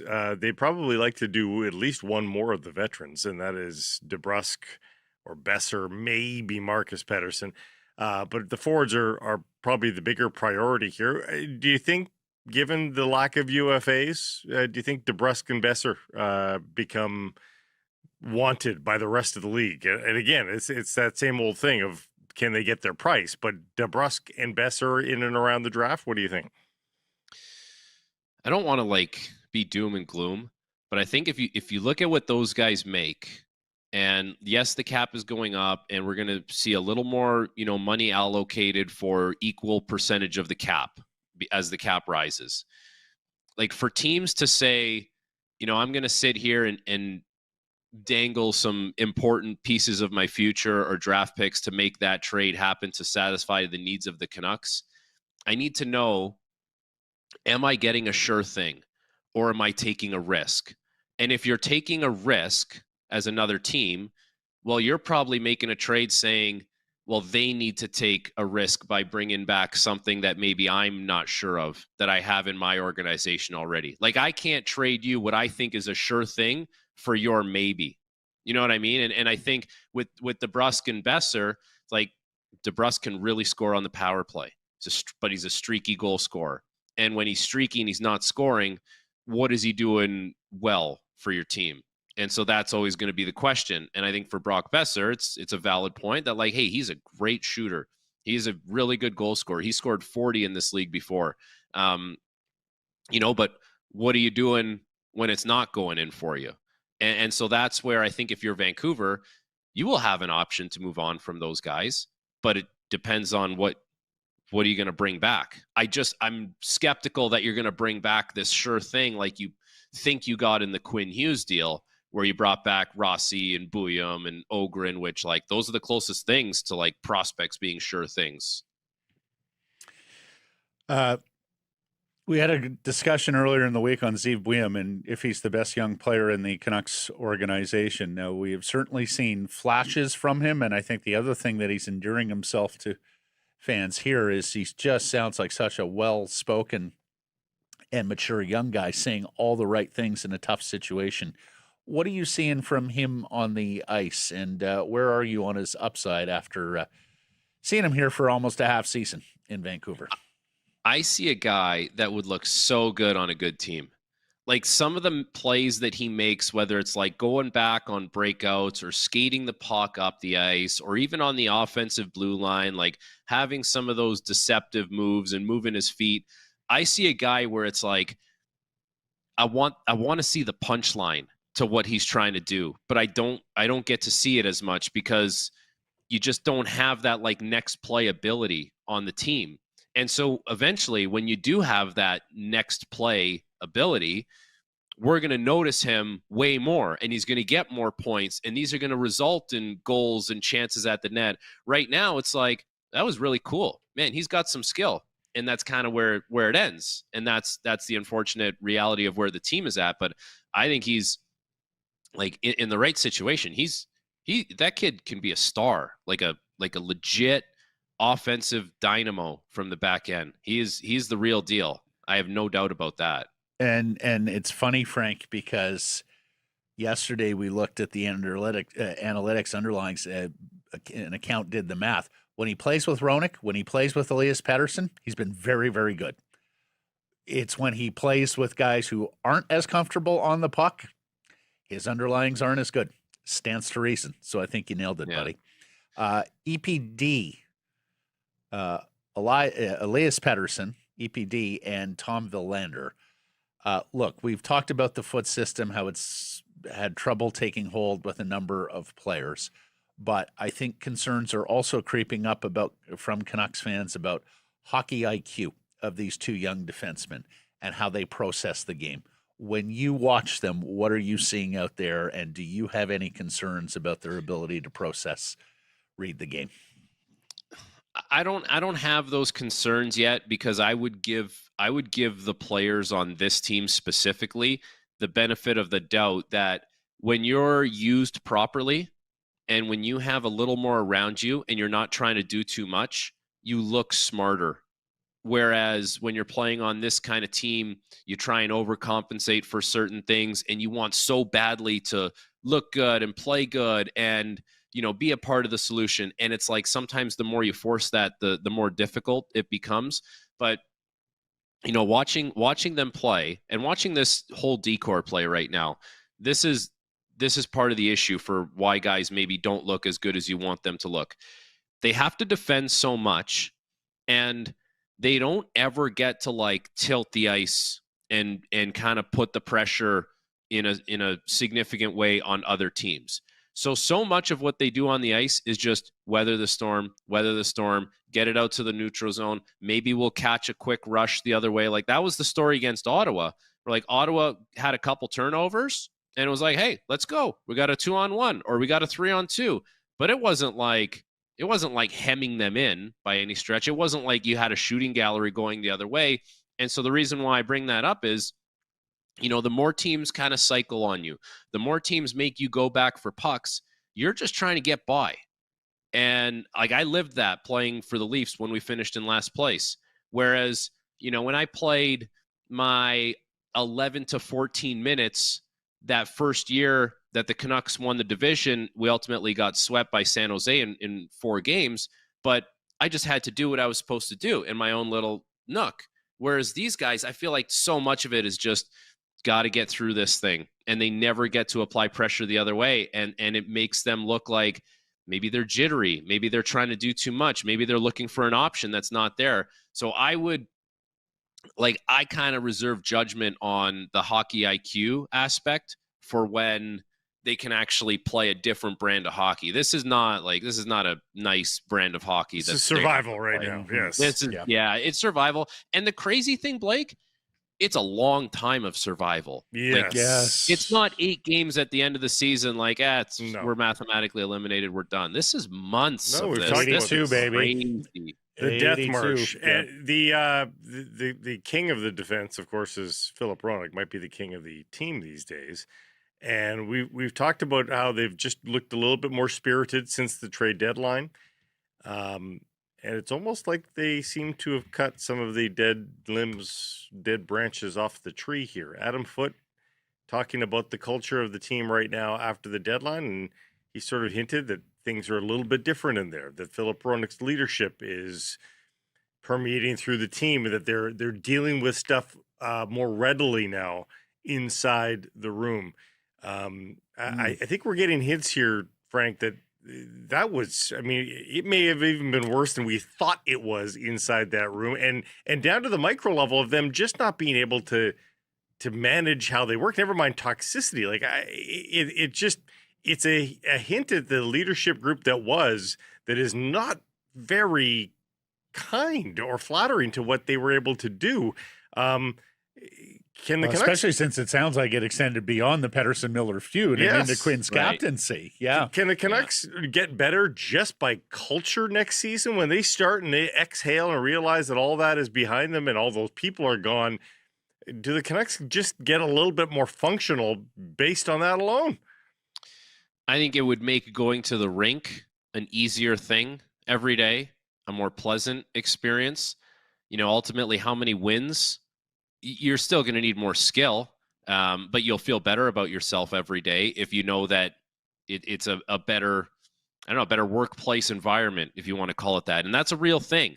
There's a reason why, a team like Minnesota goes out and acquires Nick Foligno. Yes, his brother Marcus is there, but Nick Foligno makes your workplace experience unbelievable because he's the best guy. Is he the best player? No, but there's something to be said for that. So I'm not going to sit here and say that, it's invalid because you just got to have the most skill. And no, they had a ton of skill and they weren't a good enough team. And now next year, you'll be 2 years away from a feud that was very public. You'll be a year removed from, a captain that ultimately didn't want to be there in the long term. And who knows the damage that happened with that over time. And so it is, as you would think, and anyways, in theory, as blank or as fresh of a slate as possible. And you hope that the guys that have been through all this thing don't carry that scar tissue forward. Like Besser, DeBrusque, these guys can't carry that scar tissue. They have to kind of be like the leading charges and the leading voices of, it's new here. This is how we're going to do things. And just because things happened to us in the past doesn't mean we have to carry that over to whoever's new. It has to be like a little bit of a line in the sand and said, it just stops here. Yeah, and Besser with an impassioned, I'm not the type of guy who's going to ask for a trade, loyalty yesterday. So all that makes sense. Did you hear we may get a practice facility here, Frank? Huh? I heard it's at Britannia. We used to skate at Britannia in those skates before training camp opened. I hated it. They better gut that place. They will. I don't know if I'm allowed to say that. Yes, but that place needs most. Yeah. They need to do work there. We used to play. People know what it is, and they know what it isn't. Frank. We used to play at midnight at the end after Sports Page. We'd sign off on Sports Page, and we would go for a 12:30 media game there every Wednesday or Thursday, and it's at that point wasn't the nicest neighborhood. This was 20 years ago. This was 25 years ago. 25 years ago, and I spent a lot of time in those halls after midnight, which made it look even worse. I can tell you. Well, it was a pain in the ass. It wasn't a pain in the ass to go there because it's actually not far from the game rink, which is nice. It was more of a pain in the ass to go to UBC. God, that was brutal when we had practices out there. And here I am complaining it's first world problems, but I'm sorry, man. You get a kick-ass practice rink, that goes a long way. It's kind of one of those things. Guys always talk about how's the setup over there. It's a question NHL players ask all the time. Oh, good setup. Oh, yeah? Oh, nice. Okay, yeah. Bad setup. That sucks. It's just, I don't know. It's one of those throwaway comments, but it kind of means something. Yeah. Good set. Well, you were downtown Liverpool, right? So the UBC was annoying. There's a lot of guys who live out there. Hold on. You live downtown, and the 15-minute drive to UBC was annoying, and you're from Toronto, Corrado? Honestly, I don't even know if it was all you guys have minutes. in your day is time, for heaven's sakes. You're telling me but I did it in hockey equipment. Because sometimes we would dress and drive. Oh God, yeah. Yeah, we would sometimes dress and drive, not all the time. Yeah. They've got a pop-out sort of dressing room now, so I don't think they do dress and drives anymore. I'm just wondering if 15 minutes in a car gets you to the next TTC stop in Toronto. I'm not sure it does on most days. No, I'm 15 minutes away sometimes from my nearest intersection. That's right.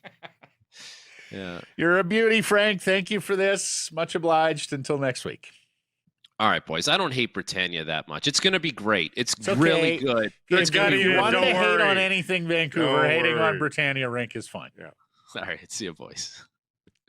Sick Harrison Price from the historic Wall Center and the Pacific Toyota Dealer Studio, built by Arbor Lee. Cheer harder when you're well rested. Sheraton Vancouver Wall Center puts you minutes from the arena, miles ahead the next morning. Lock in your game day stay at wallcenter.com. Well, I saw you tweeting about it. Mm-hmm. This World Baseball Classic is fun, huh? Did you see the vibe in that Dominican game? Dear God. I saw one baseball reporter say, this is the loudest I've ever heard a baseball stadium.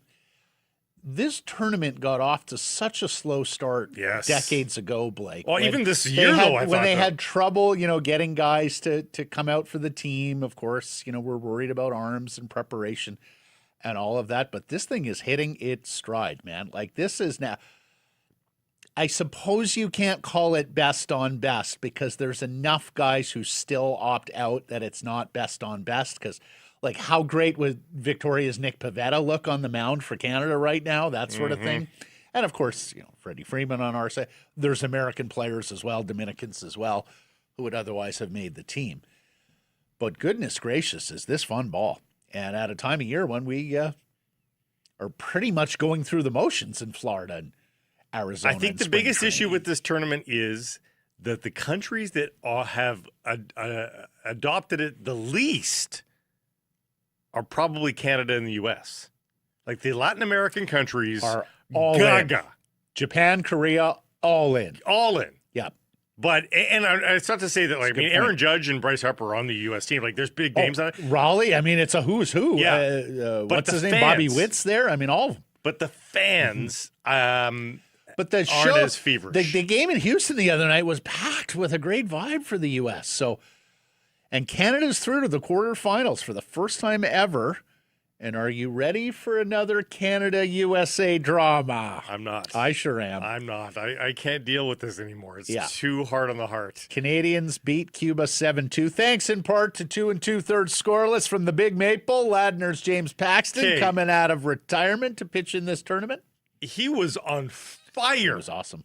He has 7 Ks? And it was great to see because he struggled a little bit in his previous appearance. He wound up giving up the go-ahead runs as Canada blew a lead to – who'd they blow the lead to? Panama. Panama, that's right. They beat Colombia and then lost to Panama. And that's the other thing about this tournament. It's competitively balanced, Blake. Like, you're not seeing, like, huge routes on the regular. Canada's only loss is to the worst team in the pool. That's right. And, of course, like, Italy's kind of a faux Italian team with a lot of just American Italian kids. But, honestly, I'm okay with that. I'm okay with that. I'm not gatekeeping that. No. Let's get better players. Let's get more competitive games. It's fun. So, Canada-USA. USA gets through because Italy beats Mexico, right? We went through that yesterday. There was a world where the U.S. was knocked out here. The game goes tomorrow at 5 p.m. from Houston, where Canada is the home team by virtue of winning the group. Mike Soroka is expected to start for the Canadians. The winner gets the winner of the Dominican Republic Korea quarterfinal.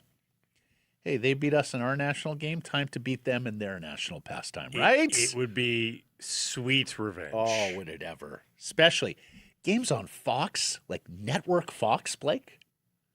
You could make the argument more people would see this win than in the U.S. It's they did a very strong number for the gold medal game, but it was in the morning on a Sunday, and it was not baseball. Well, I guess it's baseball. Yeah. And we're getting more information on Cal Rowley's snub of his Mariners teammate Randy Arozarena in that Mexico-USA game earlier in the tournament. Despite the fact Arozarena refused to speak to reporters yesterday and people drew the conclusion that he's still sore. So apparently, and this is piecing together bits of information that are coming out of that U.S. clubhouse, apparently the U.S. has adopted a no fraternizing policy because they want to, quote unquote, respect the WBC. So I guess the feel is that if the games look to get too chummy, it'll look more like an exhibition during what is traditionally exhibition season in baseball rather than a serious competition. That's the neutered, no offense view on whatever policy the U.S. has taken up here. Of course, the darker side would be let's go out and make enemies because that's how the U.S. operates right now, right? From the top down. Alas, it is a poorly conceived policy because it makes them look like poor sports and grumps. The WBC, it's a competition. It's also a celebration of baseball. I mean, take a look at these crowds and the vibes. It's been amazing. All these different national fan bases. The concourses of these stadiums are outrageous with the colors and the drums and the singing. I mean, I saw somebody say it's a World Baseball Classic. It feels like a World Cup. Yeah. And then last night in the Venezuela-Dominican Republic game, Venezuelan catcher William Contreras, the Milwaukee Brewers, and Fernando Tatis, outfielder for the DR in San Diego, they shared a hug at home plate, and the crowd cheered loudly. They also showed up Raleigh and Team USA, and good on them. Sticking with the Mariners, bad news from camp yesterday. We had mentioned that starting pitcher Bryce Miller, his velocity was up. He's reported no elbow discomfort, which was very key because he had some elbow pain last year, missed some starts. Yesterday came word of an oblique injury. He's not shut down, but his status for opening day is in question. And if he can't take his turn in the rotation, the M's, of course, are already without Logan Evans, who filled in so admirably last year as the sixth starter. It would be Emerson Hancock or Cooper Criswell who would fill in. Criswell made a couple starts last year. Hancock has been in this role for a couple of years. I think they had higher hopes for him given he was the top 10 pick, but alas, he'd be the other candidate there. And worrisome news from Jays Camp 2, Jose Barrios. Scratched from his start against the Phillies on today. A recent MRI, which he went through because he was hoping to join Puerto Rico for the World Baseball Classic, Blake, revealed inflammation in his right elbow. And that's different than what he experienced last year, the injury that held him out. Call it fortuitous. Yeah. Yeah. I mean, at least they learned of it. Yeah. And he had been looking good, too, in spring training. Remember, too, folks, opening day is March 27th this year. Yeah. Is Very early. Is that international games, though, or is that in... Oh, that's a good question. Yeah, because they often now start Yes. with a series over in Asia, and then everybody comes back and plays more traditional opening days. But it can be right at the end of March. They have moved the season up a little bit. No, those are games in San Francisco. Are they? Yeah. Okay. So if Barrios can't go, well, Gosman, Cease, Ponce, the KBO import, Savage, we'll see. Mad Max, baby. Anyways, we'll see what the Blue Jays do. Eric Lauer's there, of course, as well. So we'll see if the Blue Jays have to backfill in their rotation to start the year. Vancouver Whitecaps FC tonight versus Seattle. First leg of the CONCACAF Champions Cup. Round 2 tie with the Sounders, 7 o'clock at BC Place Stadium. We're expecting a strong lineup against a quality opponent and a regional rival. Came close to winning this tournament last year, so unfinished business. Plus, you want to keep that unbeaten mark on the season. 4-0-1 through 5. Maintain the momentum heading into Sunday's big MLS home game against Minnesota. Also, last night in CONCACAF Champions Cup, some warning shots sent out to the home sides. Monterrey lost at home. Philadelphia lost at home to Club America. And LAFC, who looked very good to start this season, had to settle for a 1-1 draw at home. That means a road goal to Loense. That's the Costa Rican. It's the top team in Costa Rica, but that's the Costa Rican side. 1-1 in LA, so they now get to go back home to Costa Rica against LAFC. And Canadian Stefan Eustáquio did not play in that match for LAFC. It took a little bit of a knock on the weekend. It's not considered serious, so unlike the other Canadian injuries. Also, little scoops here on Alphonso Davies. Didn't San Diego beat Mexico's top team last night, too, They after beat- going down to 10 beat men Toluca and 3-2, then yeah. even down to 9 men? That was at home for them, but so Okay. it's expected. Alphonso Davies is not going to be recommended to Canada for March. We'll see what influence Bayern can have on this whole process. But the word I'm hearing is that he absolutely demanded to play in that game up 5-1. Oh, Jesus. Was his own worst enemy. You've got to save them from themselves. That is the one thing that coaches and athletic trainers often have front of mind. They're competitors. They're going to want to go. Your job is to save them from themselves when appropriate. And I can envision the opposite being true, where he demands to get into a Canadian game and the Canadians relent. It's freaking Bayern Munich. Yeah, well, Like it's Bayern Munich 5-1, and like later this month, as much as you want to see him play, it's Iceland and Tunisian friendlies. Like, let's be smart here. I hope they allow him to go and at least be with the club, be with Canada.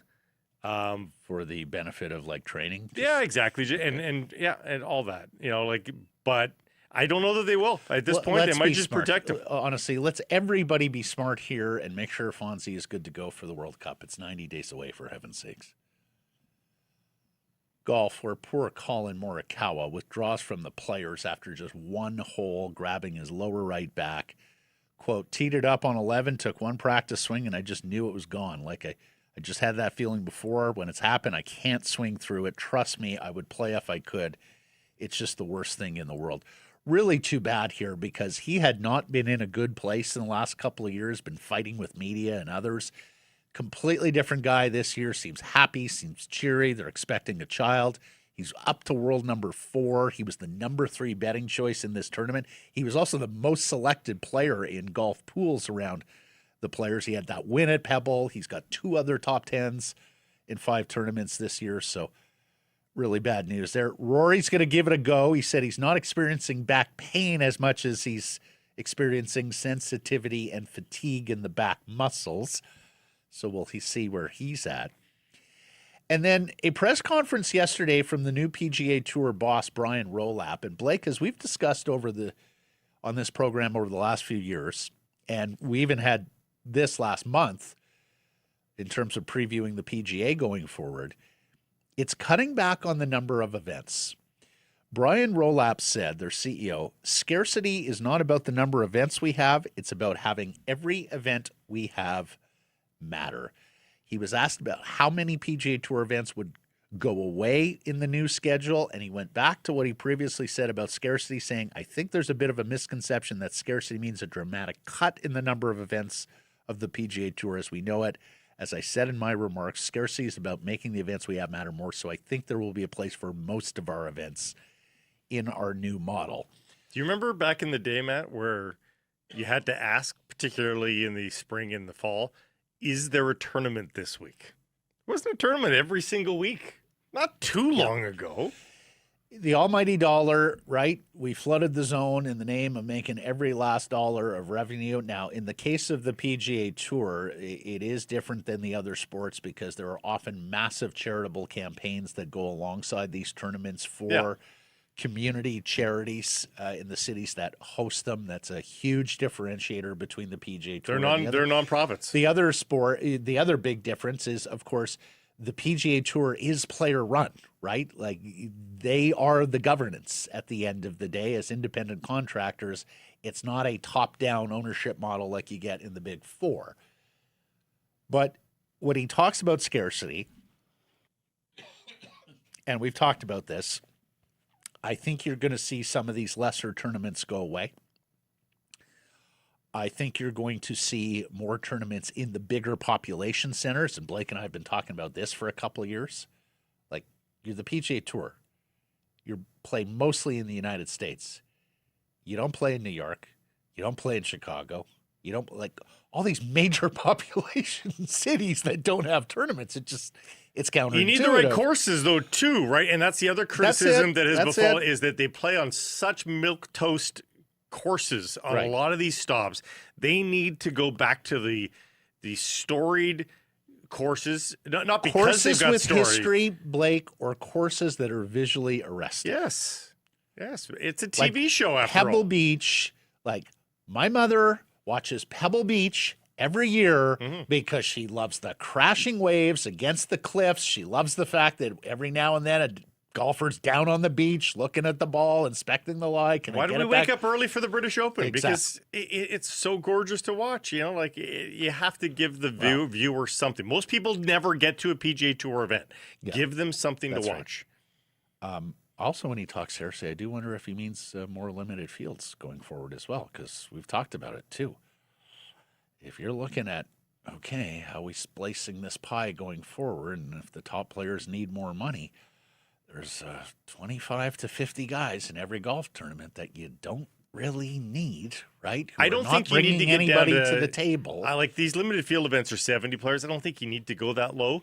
But rather than the 144 of a major, to get to 120, Well, 100, I'm okay with that. And the thing they've got a counterbalance going forward is it's a double-edged sword, because just watching Golf Channel this week, Brandel Chambly, Paul McGinley, Rich Lerner, they were talking about how in golf, the way the PGA Tour is structured with status and all that, you don't have to earn it as often. I saw your them talking place this too. in the sport like you do in other sports, right? Where like your roster spot is in jeopardy each and every year at training camp for a football player, a baseball player who isn't top of the tops, rewards right? for winning the majors and the big tournaments has been too rich. Yeah, like 5-year exemptions to every tournament on the PGA Tour if you win a major and that sort of thing. Should be 2 years, 3 years. So, but again, it's a player governed tour, right? So they want that.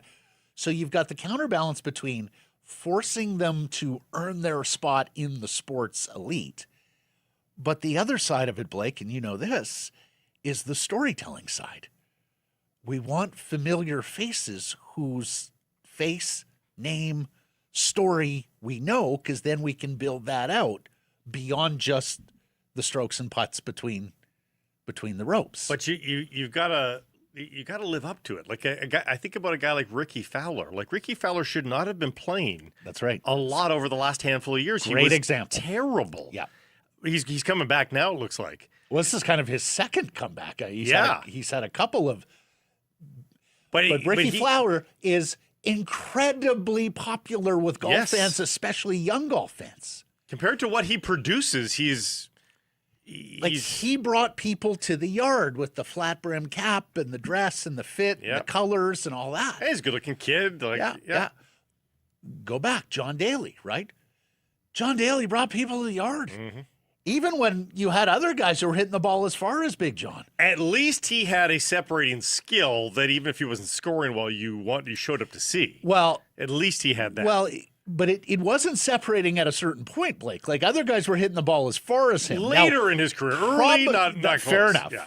Now, they weren't doing it with a swing that looks like that, right? Like the swing itself was compelling at a wrestling. Like, lose your shoes. Dear God, like look at where that guy is bringing the club and look at the force and torque and power in that swing. But John Daly, at one point was not worthy of the PGA Tour, but was on the PGA Tour playing stops and drawing big crowds because of his persona. Because of the underdog win at the PGA, because he had his battles off course and was relatable to people. So we'll see what Roll-Up comes out with going forward here. He also had a great quote yesterday. Quote, "The sports business is not that hard. Just think like a fan 9.5 times out of 10. That's probably the right answer." And I loved hearing that because that tells me that Brian Roll-Up is thinking audience as much as he's thinking PGA Tour player. Just like Gary Bettman, right? Oh, God.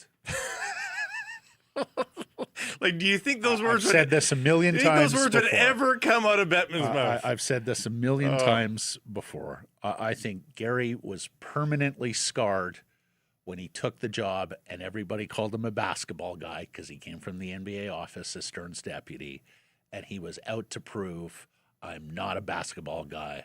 I'll show you. And more often than not, that meant erring on the side of the hockey guys, and more often than not, that meant erring against the commercial audience and hockey fans. Mm-hmm. But scarcity is interesting. Steve Kerr of the Golden State Warriors in the NBA talked about should lop off 10 games from the schedule. That will help with load management. The NHL, of course, is expanding to 84 games. And the NFL this week is musing about playing on Thanksgiving Wednesday, which some are saying, okay, then you're going to be on just about every day in November for a period of 10, 12 days. Some are saying that isn't scarcity enough, and that's what the NFL has, right? It is the shortest season with the fewest game days, and so you're just chomping at the bit for the NFL to come back, for those regular season games to start, for the standalone Mondays and Thursdays, although the NFL is so successful, it can probably break every rule. Did you hear what Stephen A. Smith had to say about those Steve He doesn't hear hockey players asking to play fewer games? Well, that's just because he hasn't done a deep enough investigation. I think if you ask the top of the top in the hockey world, they'd be okay with a lighter schedule as well. I'm glad Stephen A. said that. somebody else says that would have come off as very inappropriate. But Who's to blame for all those who quit the Canucks? It was our poll question yesterday. The options were ownership/management, the quitters themselves, Elias Pettersson, or a losing culture. What did the people say? I'm going to say a losing culture. No, that was last. It got 5% of the vote. Really?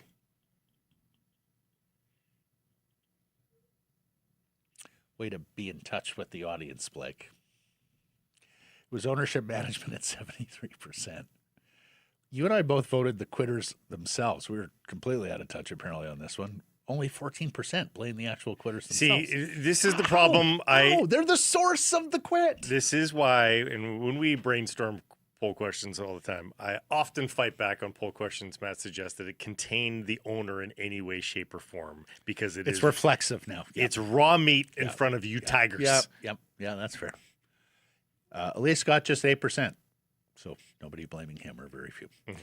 Errors and omissions from yesterday's program and beyond. We wanted to know the name of the fantastic junior reporter at the LEC for the BC High School Boys Provincial Championships. It's Mikhail Sahi, and he was also the junior reporter at Dice and Ice, so good on him. And Cam Robinson was wondering, Buium, where was he picked overall? It was 12th. 12th in the entry draft a couple of years back. Mm-hmm. Thanks for joining us, everybody. Appreciate you spending some time connecting with the program. Please do subscribe to our assorted channels, YouTube, and wherever you get your podcasts. Follow on social, X, Insta, Facebook, TikTok, YouTube, Blue Sky Live on many of those platforms, noon Pacific time. And please do support the community sponsors you hear us talking about and keep it local.